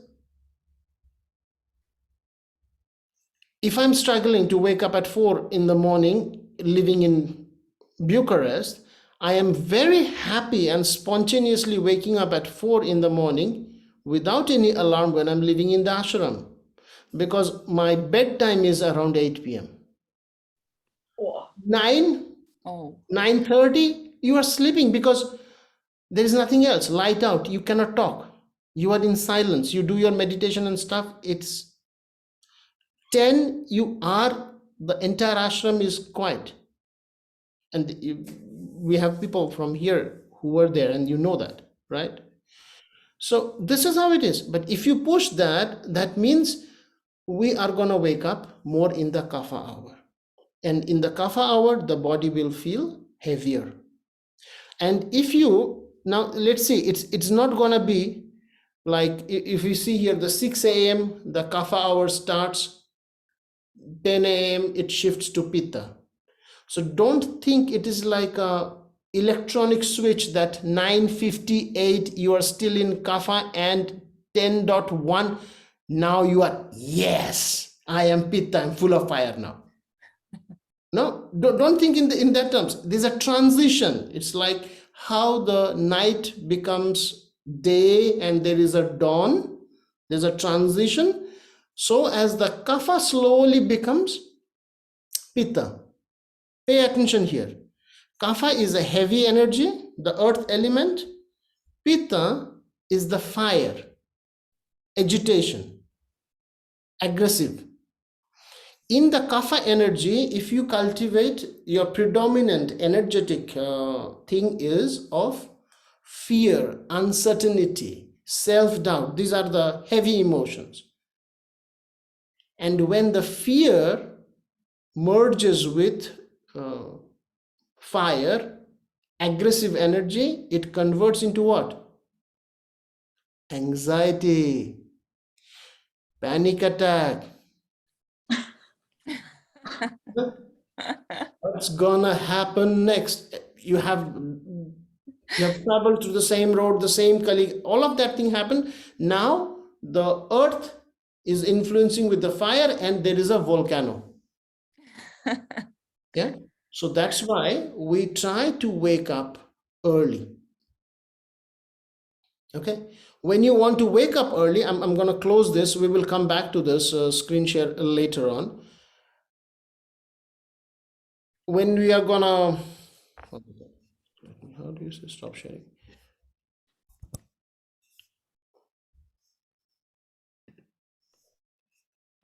So when we are waking up in the kapha hour, the energy at first place is heavy. On the top of that, we have these hormones which are epinephrine and the cortisol, which are great hormone, but when they are pumped in higher proportion, they are creating more agitation. And that's the reason we want to, yes, Lucille. Oh, sorry, I didn't mean to interrupt. You can finish your sentence and I'll ask my question after. No, tell me. No, so I wanted to be sure of if I understood well. So it is said that when we wake up, there's a level of dopamine and adrenaline, which is high in our system. Yeah. So that makes the fact that when we wake up, and all the more if we wake up in the kapha hours, there's a sense of threat. Yes. Because of the presence of those hormones? We cannot say only because of this. We don't want to put it in box. There is always an homogeneous experience we are experiencing in life. Okay. So you cannot say just because of this is happening. Yes, also the hormones are high, so you are not in a favorable, the tailwind is against you. Stay? So the hormones are not necessarily very supportive for you to wake up and remain unmindful. That's where the dinacharya comes into play. The lot of advisors and the practices that they're saying in this task bracketing in the first 8 hours of the day should spin around that you take control of your life. Yeah. So when you're waking up a little in the vata hour, the vata is also the hour where you are more in contact with your intuition. That's why you start the day with mantras, with prayers, with meditation, with contemplation, with simply sitting down and having positive thoughts. Right? Because you, an monitored mind is a negative mind. If you leave your mind in autopilot, it is gonna go down south and that will create a problem. So that is why the morning rituals, and it is there by all the trainers and the coaches, and they will talk about this 5 a.m. club and this and that you need to educate yourself with some morning ritual. Don't reach out to your instinctive behavior like reaching out to the phone. going to the Instagram or the Facebook, what are you going to experience there?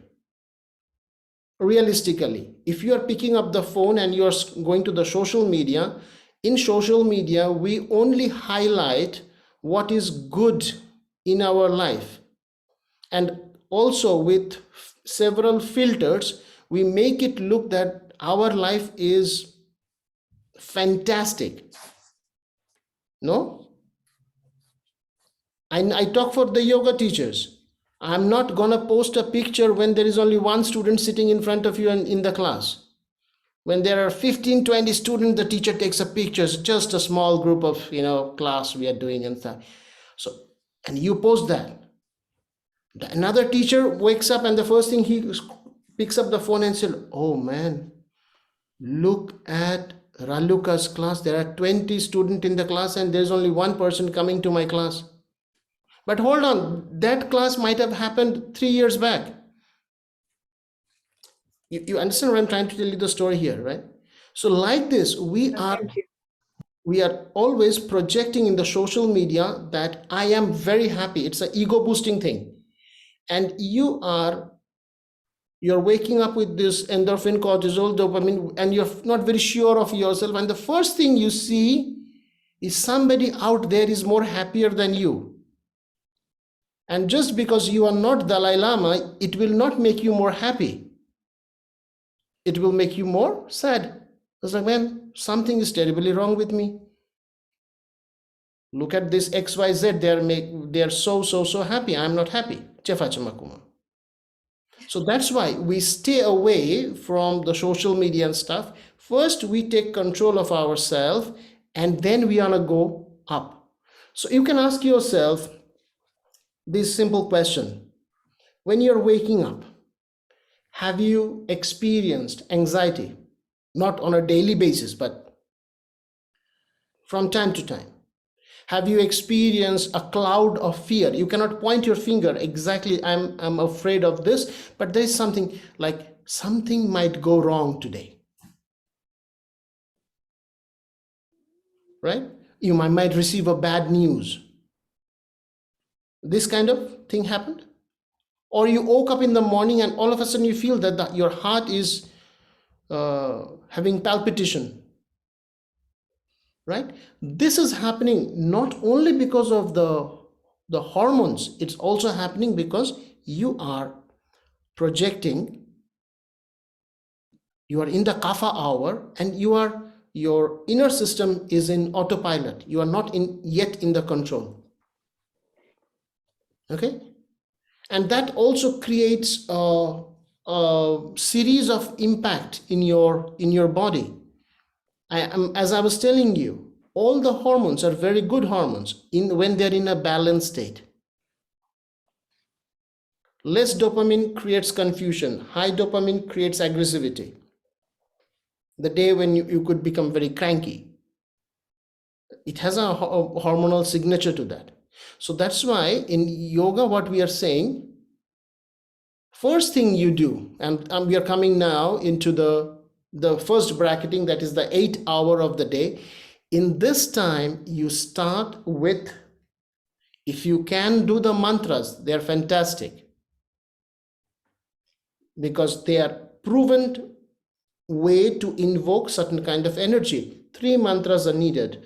Mahamrityunjay mantra to increase your vitality and healing, because tomorrow when you will wake up, that is the oldest you have been in this life. You have never been this old. Like right now, you have never been this old. And that also means you need to take a little more extra care of yourself to be well and healthy. Fine. If you don't have the inclination to do the mantra, do your prayers, whatever culture you're coming from. And prayer doesn't mean asking for more from, whether you say the universe or the God. It can also mean just looking up and say thank you. If you are not happy with what you have, more might not make you happy.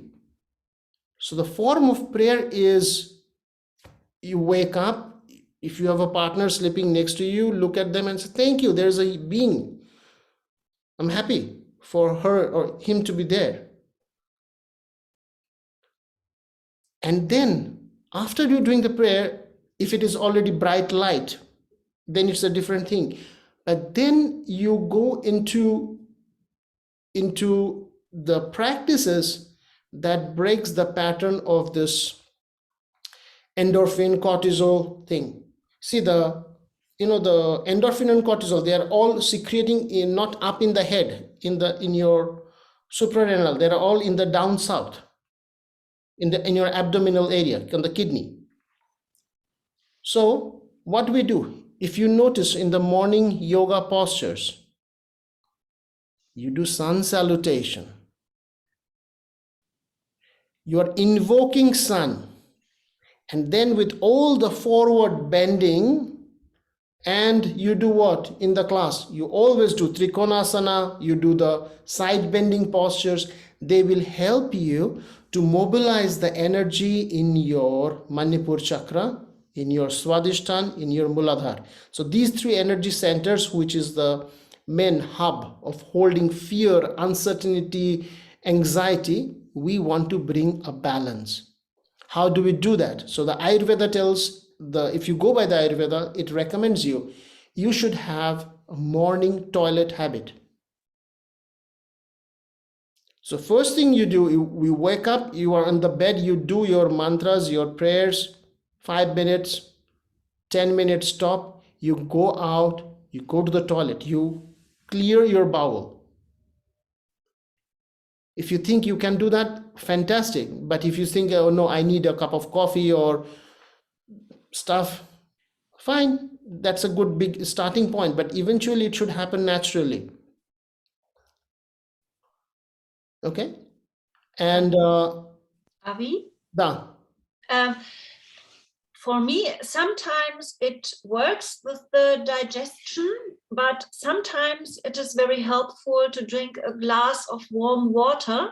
Yeah. And after that, it's much better to go to the toilet. Absolutely perfect, fine.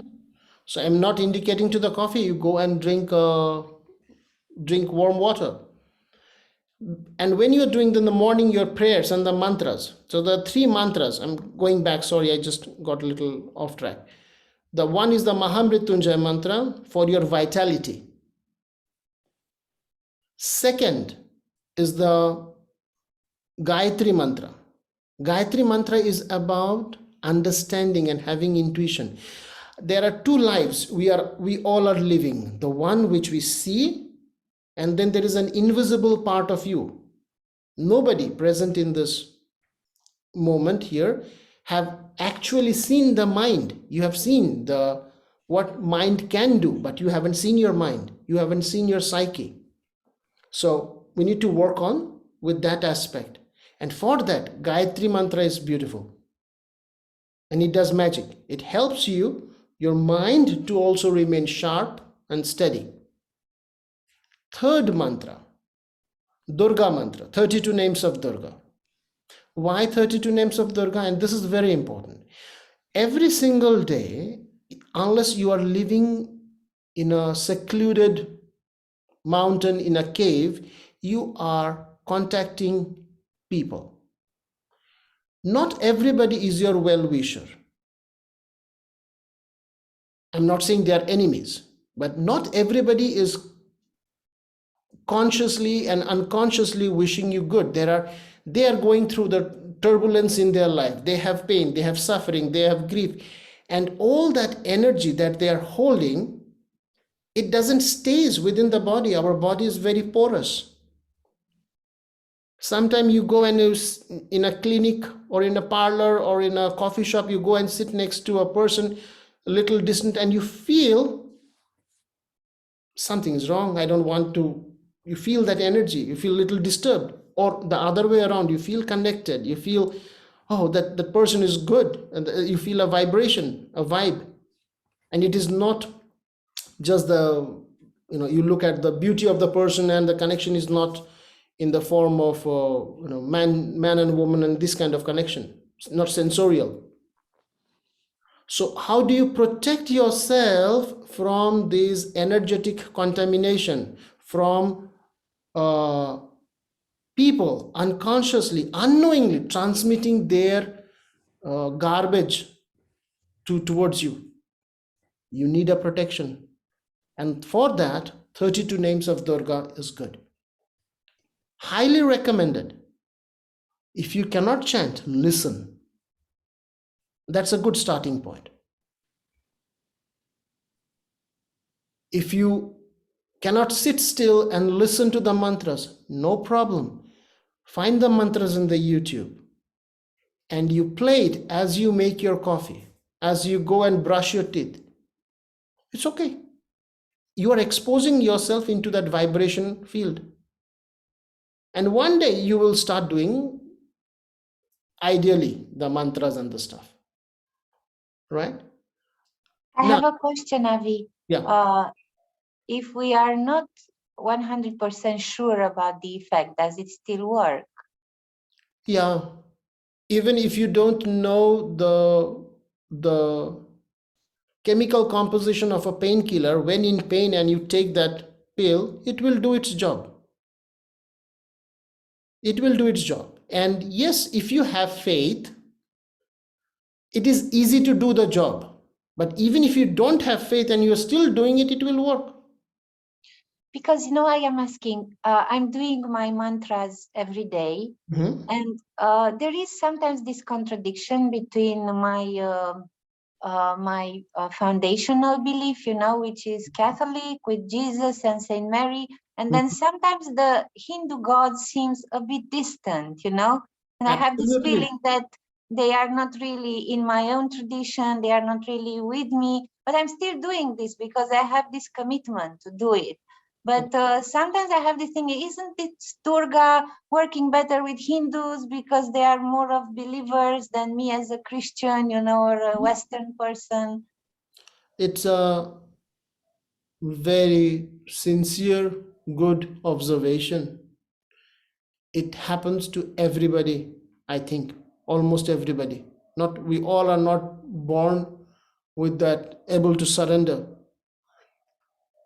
My suggestion in that circumstance is leave the Hindu goddess, leave these mantras, you go and chant Tatalu Nostru. Okay? That's fine. Pick the Bible, read a book, a page. Start with reading Imitation of Christ or something, one page, whatever you connect with. But I'm also interested in the Hindu tradition. I'm reading a lot and I want to get connected to this, but there is this contradiction as well, inside. It's double folded. When there is in contradiction, you can cultivate logic, not surrender, not love. If contradiction appears, if you meet a person and you think, do I love this person? And you're thinking, that is not love. That's a very good indicator to say Hari Om Tat Sat and to move on. You understand what I'm saying? You cannot love through your head. Love is a component of heart. You love it and you can fall in love with a very wrong person and you feel okay. That's it. The entire world stands and tells you, man, wake up, this is wrong. But you are in that, you feel the bonding. Same with the mantras. The moment that virus entered through the doubt, for the moment, drop the mantra. Don't start the day by doing something where you are already in conflict. Limbic friction. No mantras are needed. Tatalu Nostru. Up there, I believe, the Jesus, the Krishna, they are all having a blast. They are all very cool with each other. They have no problem. The people down, we have a big problem. You can do all those things and one day things might change. So that can be one of the approach. Let's move on. If you are a non-believer, which can be the case, I don't believe in God, fine, but at least you need to believe in yourself. So take some breath and connect to the energies in the form of the 5 elements if you believe in that. You must be believing in something, no. Connect with that. That is what prayers are all about. Then, after doing that, before you brush your teeth, please do a thorough endoscopy. Okay? The endoscopy will tell you what's going on inside your guts, inside your intestine. You don't have to buy a fancy endoscopy machine to do this thing. You just need to go to the washroom, stick your tongue out, and you watch your tongue. Your tongue is the representation of your guts. And this part I don't want you to skip, so I'm gonna show you in the screen share.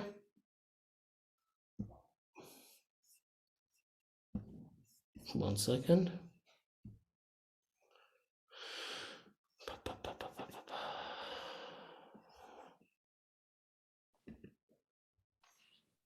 Wait, 2%. Yeah. This is your tongue. Okay, this part is tongue. This part is the back of the tongue, which represents vata. Middle part represents pitta, front is the kapha. Okay, this here on the, you see these organs are there, like the representation of the organs are there. I'm telling you some basic way of understanding the tongue. You don't have to become an Ayurveda doctor. This can be done by anyone and everyone. I was taught this about when I was 6-7 years old. My grandfather said, every morning you watch your tongue. It looked chudat, but eventually I learned what we need to do. You can do this also. When you stick your tongue out, and please allow me to demonstrate this, it might not be very polite to do this. I cannot stick my tongue out and talk in the same time. So when you do that in the morning, first thing you check, do you have that white coat, the layer on your tongue, which area it is? Anywhere where you find, whether it is in the front of the tongue, middle of the tongue, or back of the tongue, it's an indicator of deposition of toxin.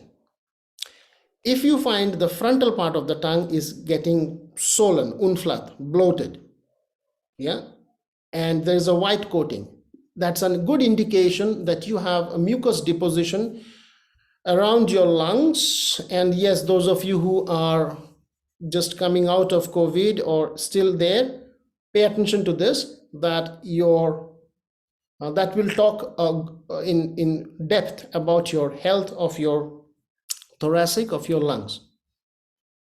Okay, middle part will indicate how is your digestion. In the morning, if you find in the middle part of the tongue there are white coat, that means the digestion is sluggish. Either you something wrong on the last day, you ate too late and then you instantly went to sleep, something happened, but the digestion is sluggish and there is food. If your body type is predominantly kapha, that means you will skip the breakfast on that day. You will go straight to lunch. Now, there are other things also that you can see. When you open your tongue, a lot of you might find a straight line, a cut in the center that is splitting the tongue into two halves. That is an indicator of having tension around your spine and also having some emotional heaviness, emotional energy that is stuck there. Okay, then if you see in this picture on the extreme right of the screen, there is this edge, and that is like your teeth are pressing against the tongue. That means there's a malabsorption. If you are drinking alcohol and you feel the body gets dehydrated, this is a very common symptom, okay, to have this mark. and the tongue feels bloated. It's like it as if it has grown bigger. So improve your hydration. One of the common thing that you will sense on the back of tongue, where the tongue is falling on your throat, if you feel there is a white coating there, that means your elimination, your colon is getting sluggish. It is asking for a detox. Okay, so what is recommended is this Farmaciate in Romania. I don't know what you find in Bilbao, a tongue scraper. In the morning, you do tongue scraping. The reason I'm asking you to do tongue scraping, the mid part of the tongue, back of the tongue is very much connected to the mid abdomen and the lower abdomen health. They are also indirectly contributing to you feeling depressed or anxious. One of the most common therapy I recommend when somebody comes for a one-on-one class, if he or she mentions of any kind of symptom that is remotely related to the depression, I tell them, please do the tongue scraping. You don't have a tongue scraper, no problem. Use the toothbrush to scrub the back of the tongue. Yeah. And for some, you will see, if you want to scrub your tongue with a toothbrush, you will have a gag reflex. You feel like throwing up. Good thing for if you have a kapha body. If your kapha is not extremely low, you do this. That gag reflex is good for you because there is an energy forcing in the upward direction will clear the throat and the heart space area, the blockage here. Okay, so this is all I want to say, and then I'm coming back. I'm closing this. No need to look at the tongue scraper only. Avi, you didn't mention anything on there was another photo with the cracks on the tongue. Yeah, thank you. If you have too many cracks, that's an indication of the imbalance in the vata. Imbalance in the vata means that, and this will take some time for it to develop. That indication is that either you are having too much of salads, too much of leafy vegetables, you have to reduce those things, you have to get grounded, you have to make yourself more connected to the earth element. And excessive vata can easily be managed through the right kind of diet. The diet which you think is healthy for one person might not be healthy for the another person. A very common misinterpretation here I have noticed, people after let's say Christmas and all that, they decide that from de la moine mancam tot cheste bine, and I'm not gonna eat any more unnecessary food and unnecessary what's happening, man? I don't see any of you. Unhealthy stuff, and they switch to salad and broccoli and all that kind of thing. It's not necessarily the right thing to do because of the simple fact, first you need to have a proper cleansing before you start putting those elements. The leafy vegetables and vegetables might be good for certain kind of people, but can be very hard for digestion for another group of people. So you have to keep that in mind very sincerely. Clear? Okay. There is one practice, some of you are familiar with this, that you can also incorporate in the morning. Highly effective in creating a balanced energy, that is jalaneti. With a neti pot, salted, warm, salty water, you pour with one nose, clear with the another nose. Now, in a in a large number of Indian home, that neti pot stays next to your toothbrush. So it's like you will do it nu kontiaza. You will just do it. You do it every day. If not alternate day, you do this. Advantages: when you clean your nose, because of no mucus over here, the energy flows better, and there is the ha and tha, the solar energy and the lunar energy is in the state of balance. Recommended for you to have, not only that you will breathe better, you will breathe deeper, but you will also experience a sense of balance in the energy flow in the upper part of the body. Okay, so Shat Karmas will be good. Brushing your teeth. Well, you cannot do the tongue scraping without brushing the teeth also. So they are again two habits that can stick to each other. Recommendation for majority of the people is to use neem or a toothpaste which is bitter. Why? Because you see, you connect the dots. If you're waking up after 6 o'clock, which is the kapha hour, kapha increases with anything that is sweet. Kapha reduces with anything that is bitter. You are using a bitter toothpaste to bring the kapha down, the earth element down. And it's simple. You just change the toothpaste. That's it. There are Himalayan brand. You will find this, and you will find a good toothpaste. Now, if you're not a kapha person, you are a pitta person. Yeah, there's a more of a fire element. Recommendation will be that you do. You find a clove toothpaste, Cuișoare in Romanian. Toothpaste with clove. They're good for your oral hygiene, and even if you don't like it, Raluka, it is good for you. Yeah, you're in a pretty balanced state, but still it is good for you. Already mentioned about the toilet habit. Toilet habit is pretty easy to educate oneself. Just drink a glass of warm water and visit the toilet for a few days.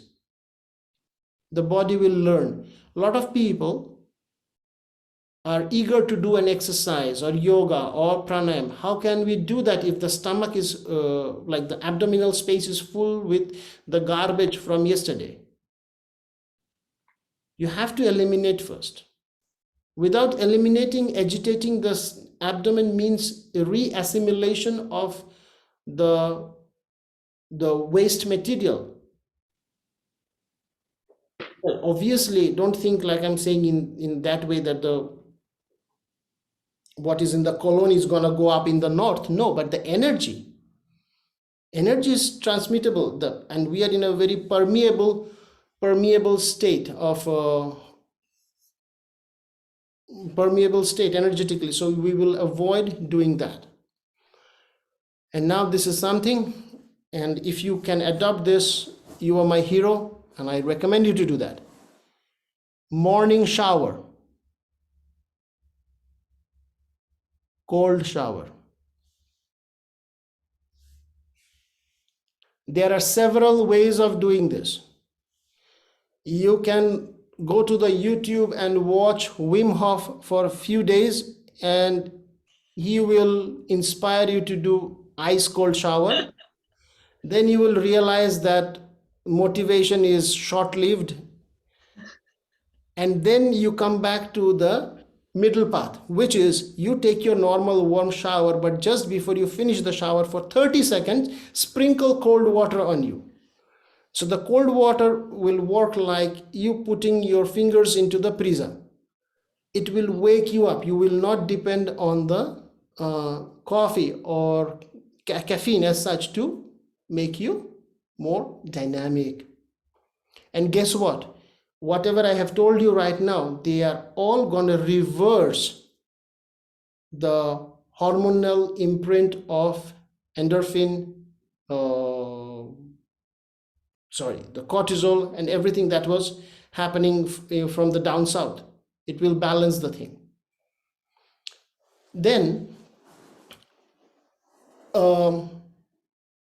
it might be a very good choice to not to have breakfast if you are not predominantly high in vata. If you're a vata person, then yes, of course, don't eat anything for the first 2 hours of waking up. After that, you can eat.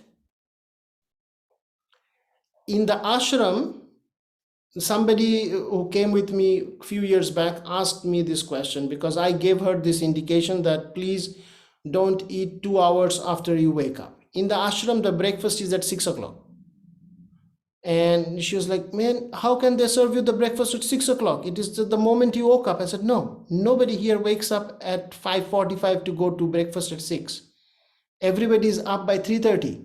That's why 6 o'clock they are hungry and they can eat.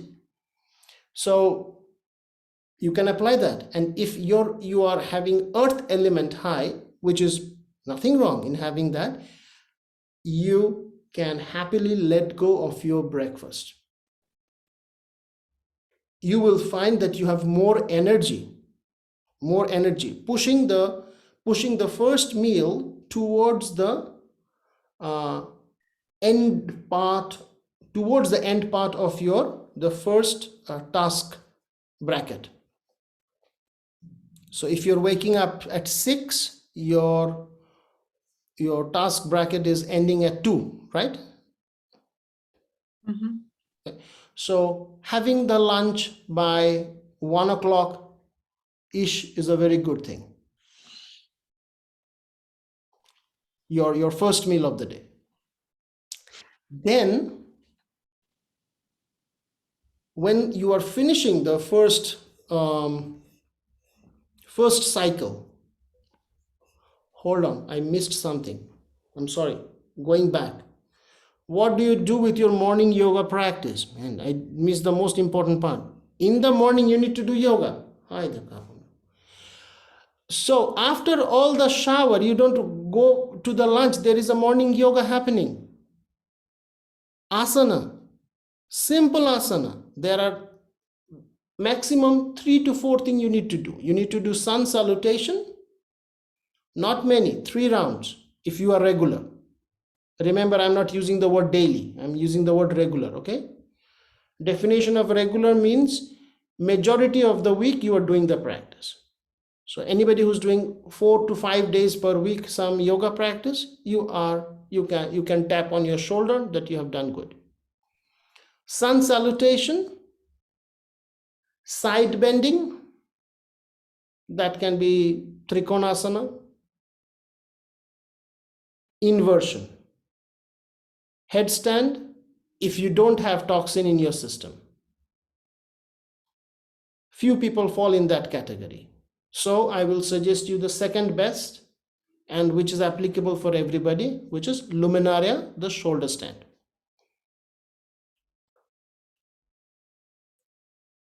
Christina is not here, right? Okay. If you have a cervical spondylitis, you don't have to do luminaria. This is a very important thing. In that case, you will do Kandharasana, folding the legs, lifting your hips up. After you have done that, please do Bastrika Pranayam. Forceful inhalation, forceful exhalation. Who can skip the Bastrika Pranayam? If you are predominantly Vata, please don't do the Bastrika Pranayam. Anyways, you are flying, then you will fly like SpaceX. We don't want that. We want you to be calm and grounded. You skip then Bastrika, you go straight into alternate nostril breathing for the Vata people. Vata and Pitta people. Pitta people can do Bastrika, but with a little less number. 15-20 repetition and that's enough.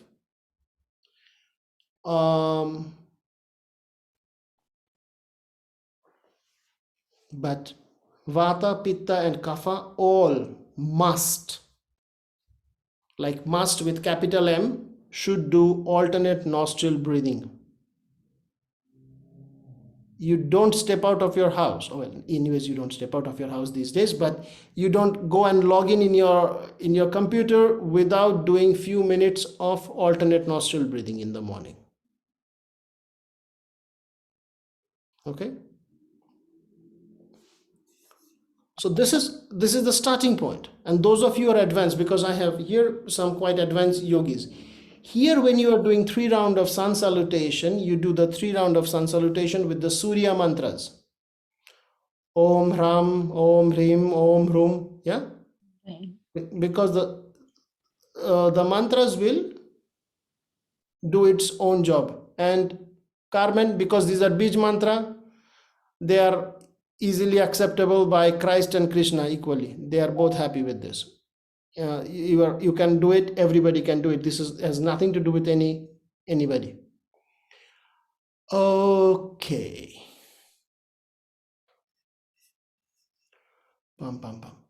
Now I'm gonna take few more minutes, more than 9. Please allow me to at least touch the phase 2, and we will do another workshop, the continuation of this, because there are 60% stuff left. Now, whatever you have done during the first part of the day, if you have, those of you are going to the fitness, I don't want to do workout, do want to go for a running, preferably you do it in the first part of the day. Your performance will be better because you have dopamine. Dopamine is not the pleasure neurotransmitter. Dopamine is motivational. And there's one more thing that the dopamine will do to you.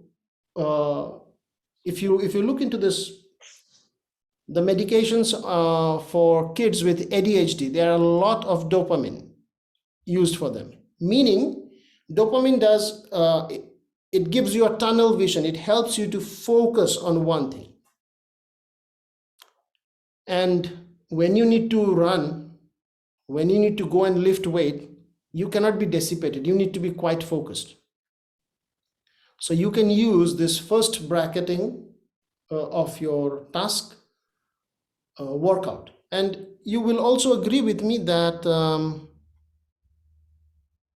we fail to go to the gym in the later part of the day because they say, I will go or I will come to the yoga class, but then life happens, then something happens, and then laravadara. So if you can put it in the first bracket, it will be very, very, very helpful. Now, when you go to the second part, the second bracketing, which is starting from the second part of the 8 hours, so like from 2 o'clock till kite, shashe opt chevalyasha. In that category, in this point, your adrenaline is slowing down and something else is coming into the surface. And here you are helping to connect, because there is serotonin, which is the connecting hormone, which is about well-being, which is about feeling loved. So this is a good time to go out with your friend for a lunch, developing human connection. You want to schedule your spa time. This is a good time. You want to plan a long, warm bubble bath. Go for it. Ayurveda says abhyanga, meaning the oil massage in the morning. Allow me to suggest you to do that in the evening. So when this phase will end, the second cycle is going to end around 7-8 p.m. That's a good time for you to do some self-oiled massage. Sesame oil is good, and you can, use the sesame oil. Almond oil is good for the massage, and you can take a long hot bath. Don't take cold shower or bath in the evening, as if you would do that. But yeah, so do that thing in the evening. You can take supplements like ashwagandha.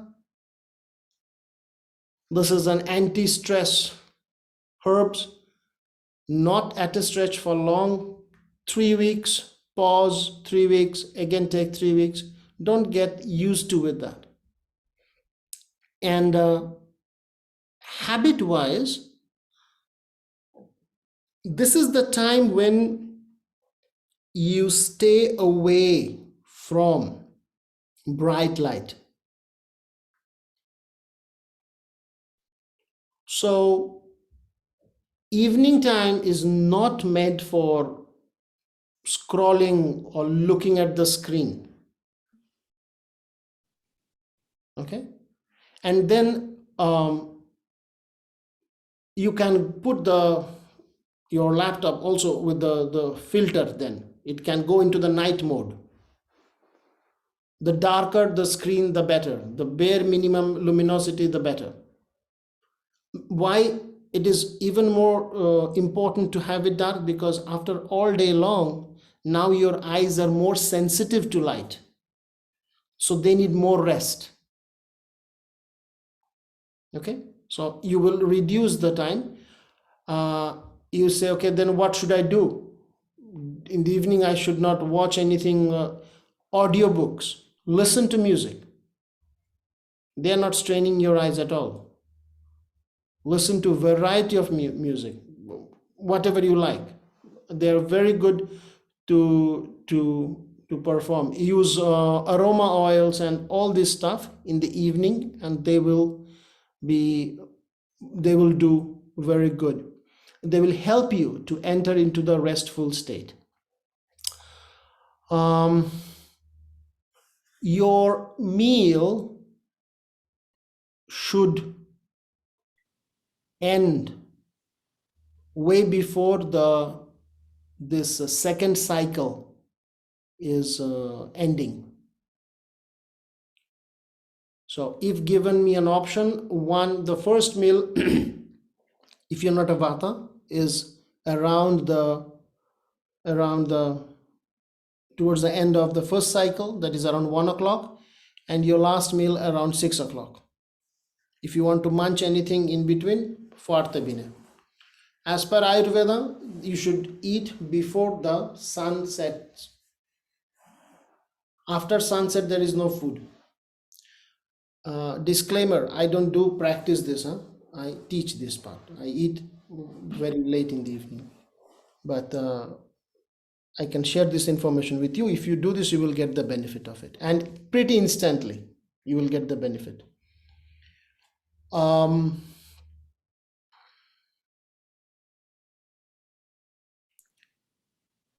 The gap that you are giving from your last meal to you going to the bed decides whether you will have a restful sleep or not. If you are not able to give 3 hours, 3.5, 4 hours gap between your last meal and the sleep, your sleep will be disturbed. And you cannot complain because your stomach is busy in digesting the food. So you have to eat earlier. And then there are rituals that will help you to sleep better in the night. That is, if you are a person, you working as an executive, which is a lot of work pressure and your head is full with work, you cannot unplug yourself. Yeah. In the evening, before you go to sleep, practice Kapalbhati Pranayam. Soft, easy. This is the pranayam when you imagine there's a candle in front of you and you're only exhaling by breathing out through your nose. 20 times, 30 times, soft and easy. Close your eyes, take some breath. Again, you do 15, 20 times, and that's enough. After that, perform albina, humming bee breath.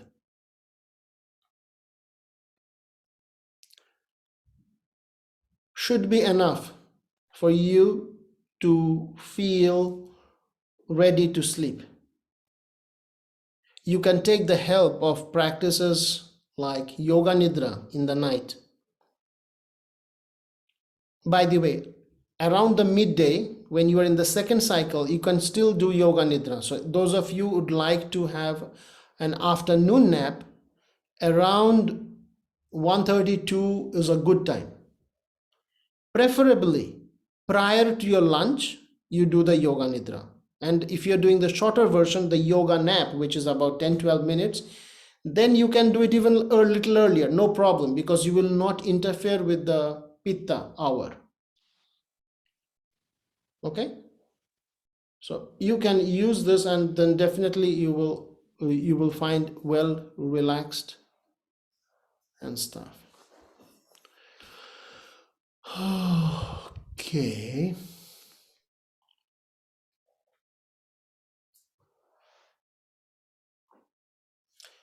Some of you asked, how should I choose the food habits?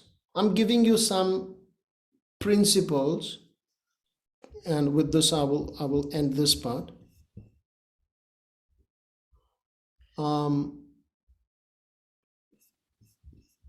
With your food habits,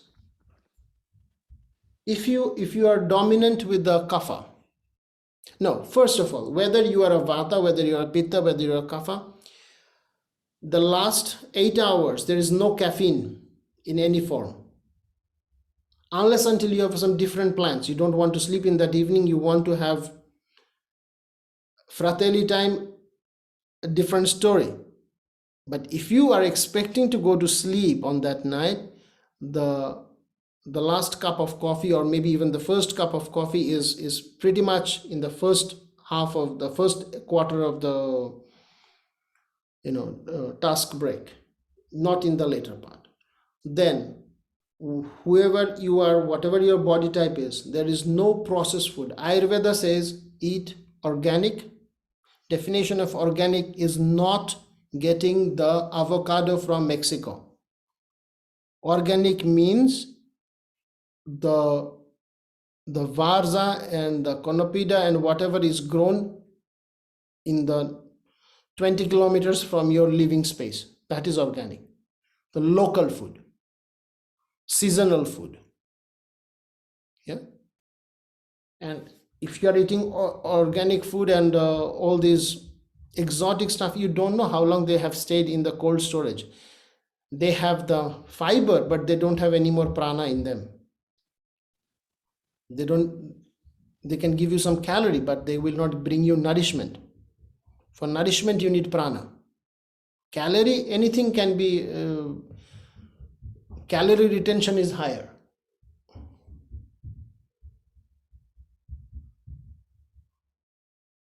My neighbors has kids who are very much on cortisol in this hour.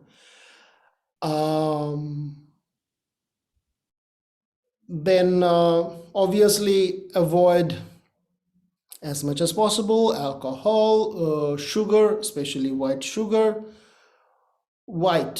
And there's a very nice thing. I was thinking about this. In Romania, the sugar is known as zahar. The Romanian word of sugar is zahar. Of course, you know. In Arabic, zahar means poison. Zahar is poison. In India, if you go and say, give me zahar, they will say, why, you are going to commit suicide or what? Zahar in India is poison. At least one word was properly translated in Romanian, and I love that. So consider white sugar as zahar. It is poison. If you can, as much as you can. Now the food habits. There is this thumb rule. If you have an inclination to eat something, most likely, and you don't feel very wow within your body and mind, most likely that food is not meant for you. Like, if you are a vata person, more on the air element type, you can have this idea that the vegetables are good. I want to eat raw. I want to go for juicing, and I'm gonna have fasting. They are not good at all for you. You should, on the contrary, focus on food that are warm, that are cooked. Even as per Ayurveda, a certain amount of consumption of meat is okay. You can have them, no problem. The food that makes you grounded, carbs are okay. Fibrous, rough vegetables are very okay. Fatty vegetables, nuts, they are very okay for the Vata person. Okay, and now coming to the Kapha, which will be then the opposite end, who have the earth element prominent, right? You might have the feeling of, am vreau kartof prăjiți. Okay?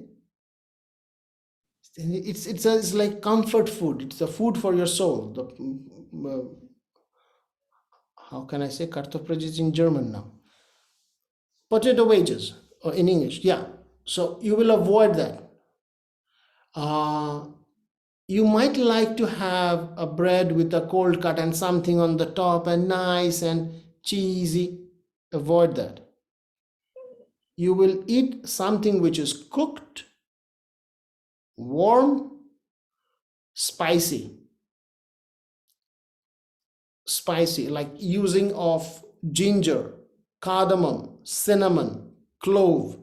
They will save your life. If you have on the kapha type, you can eat all of these things and it will be do a lot of good things for you.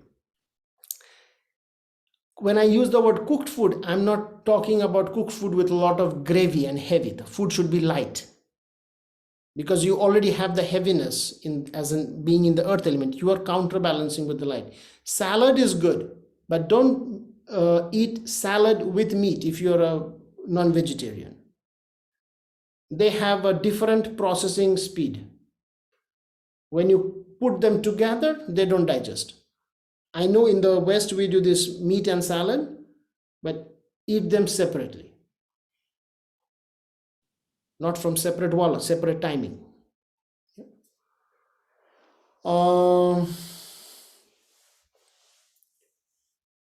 Avoid oily food, obviously.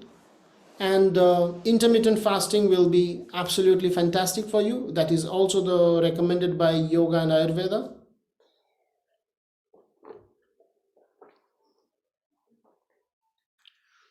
Coming to Pitta. Are you still talking about kapha with intermittent fasting? Yes. Okay. Yes. Intermittent fasting will do wonders. If you have taken the vaccine for COVID, and if you have taken the booster also, please do intermittent fasting. Actually, do the research by yourself and then you decide. This is not what I am telling you. I'm just sharing this as we are talking around this thing. There's a friend of mine who did some research around this line, obviously through internet and stuff, and he was saying that with this the vaccine, the probability to have the growth in the cancerous cell goes up. I don't know how much is truth in that, but do some research, and if at all this has any truth to it, intermittent fasting is a very good way to absorb this cancerous cell with this autophagy. Don't have to do for too long. 8 and 16 is a good thing. 16 hours of not eating, which means included 8 hours of sleep and 4 hours of waking, not eating in the morning before you have your first meal and 4 hours before you go to sleep. This is a fantastic recipe to deal with your insomnia. Also, intermittent fasting, you will sleep like baby because your stomach will digest the food very easily. Pitta. Eat calming food, not too spicy, not too hot, not too condimentat. Yeah. You can also eat something dried. No need to go for something which has a lot of gravy and lot liquidish food. Less spicy, as I mentioned, and when I'm using the word spicy, I mean less piquant, less sharp, no? Piquant, not too hot, food.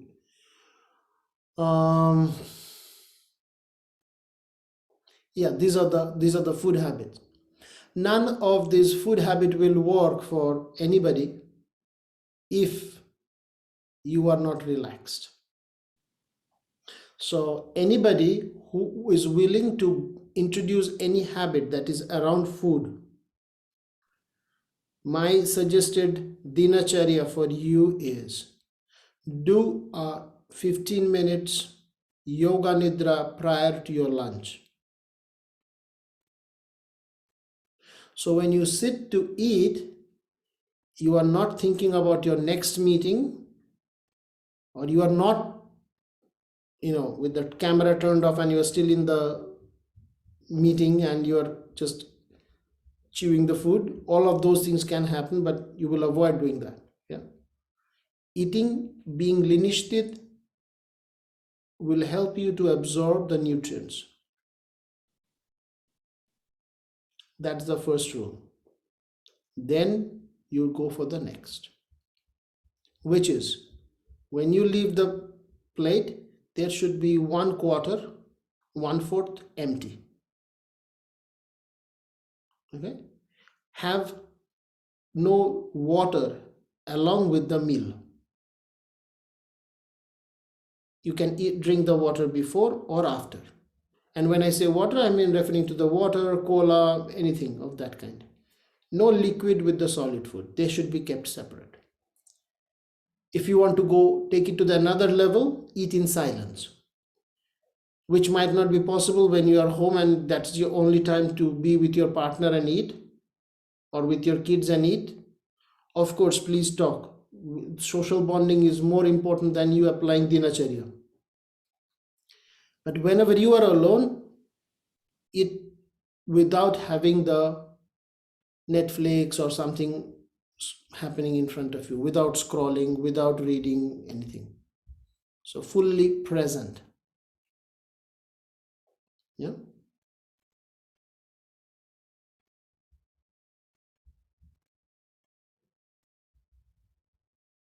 There's one more dinacharya that you can add in the morning, which will be sun gazing. This is easy to be done. Not directly looking at the sun, especially if you are waking up late, but just open the window, and even if there is an overcast, look outside the window for 5 minutes. This can be combined with your morning tea or coffee.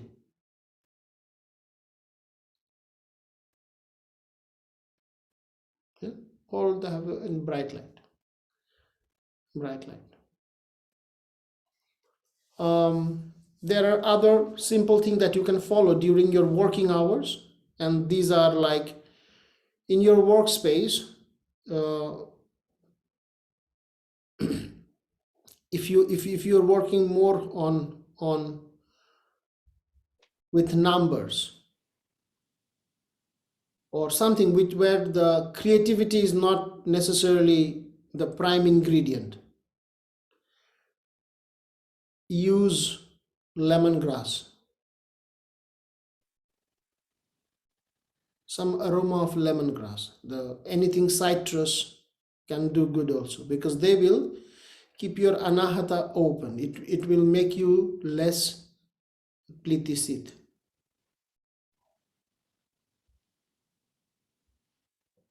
Less bored.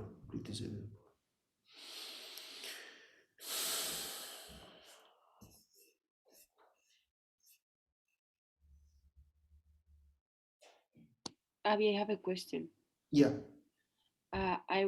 My score was 21-21 in Vata Pitta, so I don't know which one is more predominant.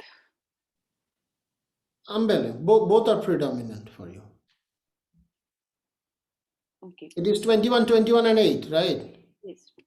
Yeah. So you try to increase a little more kapha. Okay. And it's good. You're in a good place where you have the enough amount of creativity, enough amount of dynamism. Now all that you need to bring is from both of the vata, both from vata and pitta, you need to transfer some of the energy to the kapha. So what you can do is more me time, more spa time, more grounding, not necessarily to travel all the time, not necessarily to talk all the time, to be more contemplative, to take, you're still in Barcelona, right? Yeah, so take a walk by yourself at Barceloneta. Life is beautiful, man. Nothing to complain. Yeah. Okay, thank you. Thank you. With this, I also finish. My part is over. If you have any question, we can talk about that. I already took 20 more minutes. Sorry for that. And there will be another part that I will announce you in few weeks. There can be another continuation of this because I still have a lot more to share with you. So if you have any question, I have a quick question. yeah. Something which you mentioned in the very beginning about some bad habits, that you said that we are addicted to be occupied. And that's one of the reasons that we grab the phone, probably like to satisfy this anxiety. So what do you suggest to replace it with? If it's a fact that we are addicted to be occupied, then instead of using the phone or doing some habit which is not very beneficial for us, then how do we subside it, or we just replace it? I don't know. If I understood the question properly, you're saying how to replace this thing with scrolling the phone, and more than the habit, I see. I'm inviting you, why the habit? So there is something that makes you feel anxious in your own presence. So you need a third party who works like a pacifier and calms you down. So at least when I'm scrolling, I feel more okay. Otherwise, I need to look at myself. When I'm looking at myself, maybe I'm getting in contact with my traumas, my pains, memories getting activated. So I prefer to distract myself.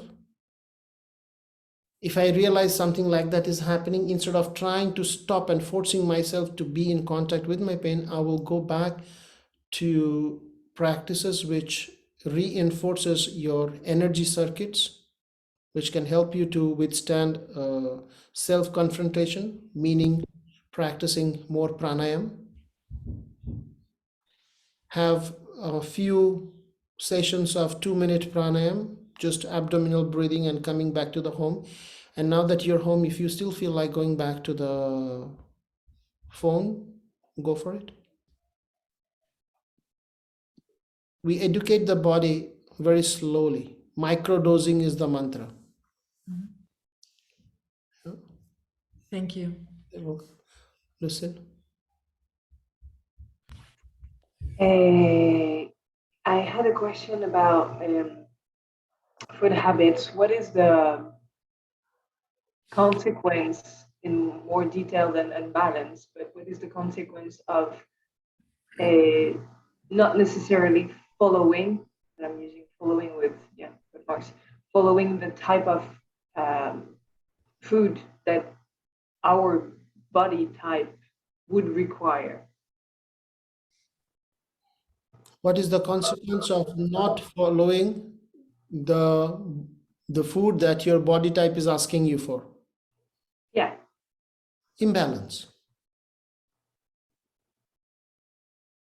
Yeah, but okay, let's make it more detailed. I didn't want to go on the example, but as of apparently Vata type, Vata Pitta, but Vata type, I am eating almost exactly what I shouldn't.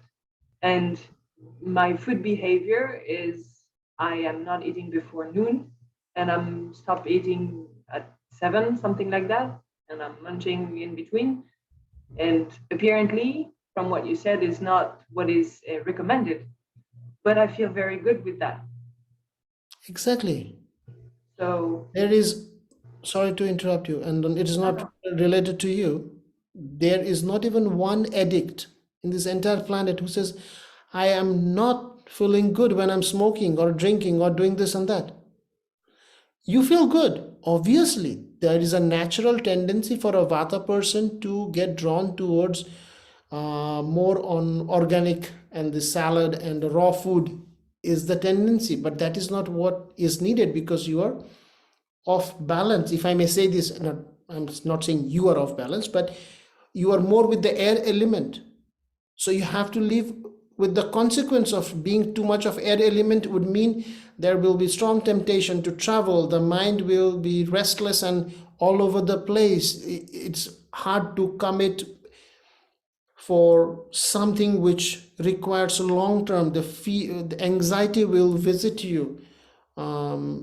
These kind of things can happen, and this can also be towards for other body type. For a kapha type, it will be if they continue to eat the kapha increasing food, they will lose the contact with movement.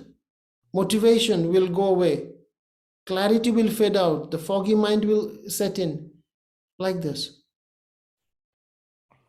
yeah, thank you. I remember we touched the subject like a year ago when you noticed, and yeah, I was on months of raw food, and yeah, that was definitely, yeah, you pointed that out, and we talked about it, and that was very positive because indeed after that, after adding cooked food or warm food in general, indeed it is better. I feel I do feel good, but I was, yeah, but that's interesting, yeah, to see like that, like, okay, I don't feel imbalanced, you know, like having this food habit, but this might be the blind side, you know. Exactly.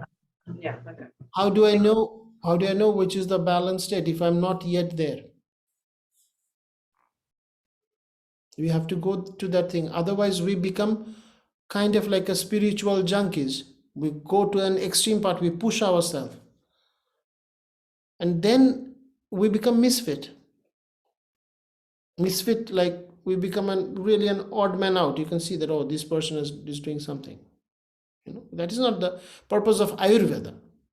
That can work for yoga. In yoga you don't say anything, okay, go to hell, everybody can go whatever they want to go. I want to do my own thing and connect. You understand? For Ayurveda is about I need to stay connected with the society, with the community.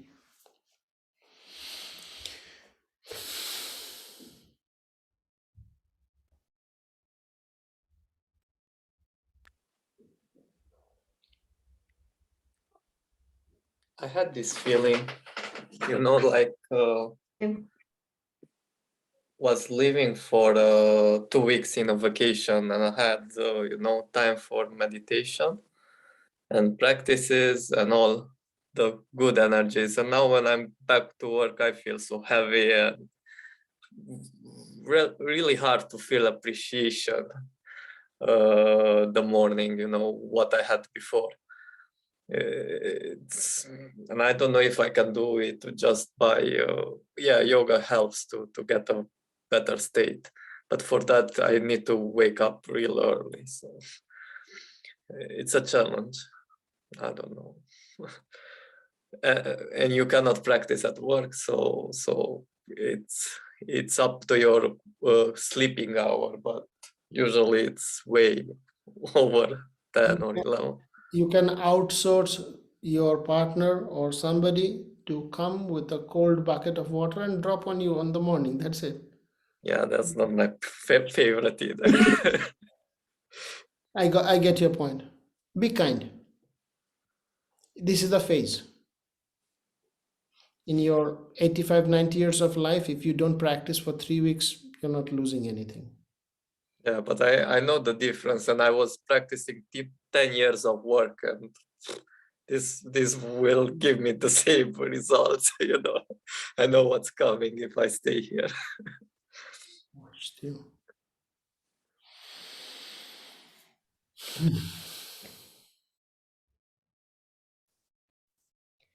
Avi, is there a difference in these practices if there's a season like, let's say, winter, which invites for more, introspection versus a season like summer, where we can wake up earlier, let's say, by default?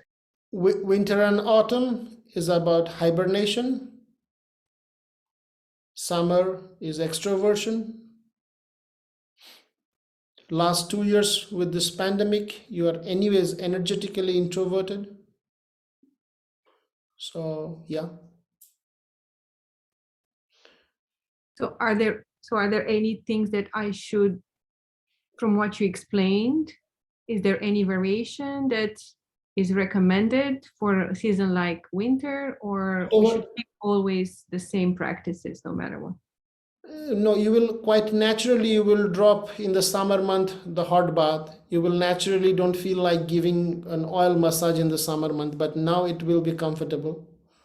And I thought about now what you need to do. So this kind of, the rest of the practices remains the same. These are the thing that can be almost around the year you can do this.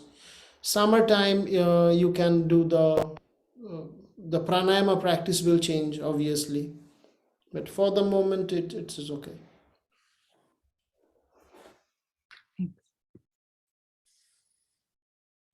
Abby, Hmm. about the mantras, how many times do we need to repeat each of them?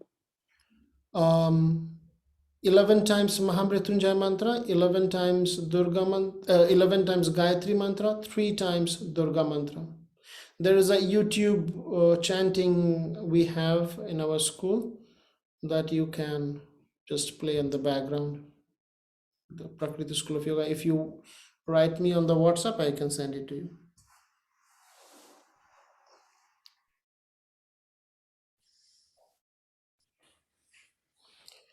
So let's call it a day.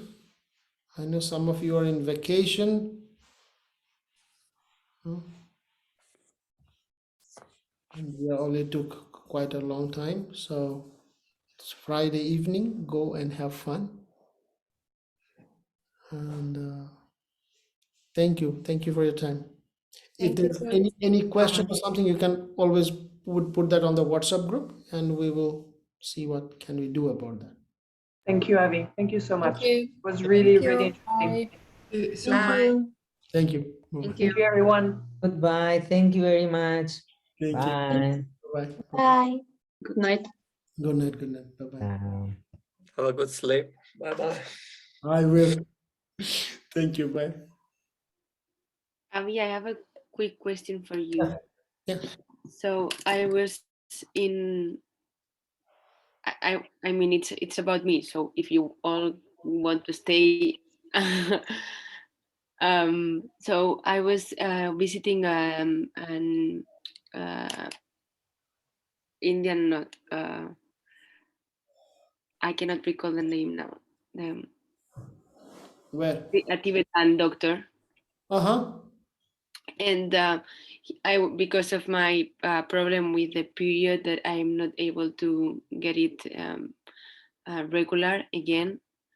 And so he was talking to me about the moon energy and related to the lymphatic system, and how this is not working correctly, and connected also with the cold in my hands and my feet that I have. Like, I'm constantly having like cold feet and cold hands.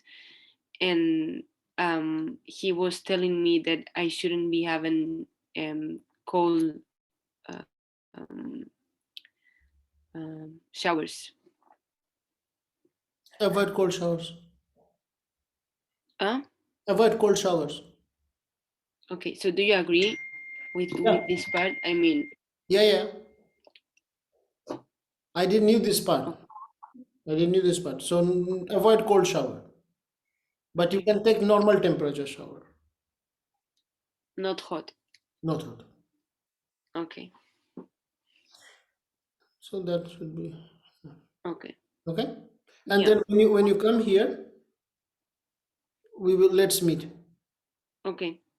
Yeah? And I want to see what exactly it says. Okay. Yeah. Perfect. Or maybe we can meet one of these days online if you have time, and you let me know. I have COVID right now, so I have all the time you want. the I was COVID 2 weeks back. Hmm.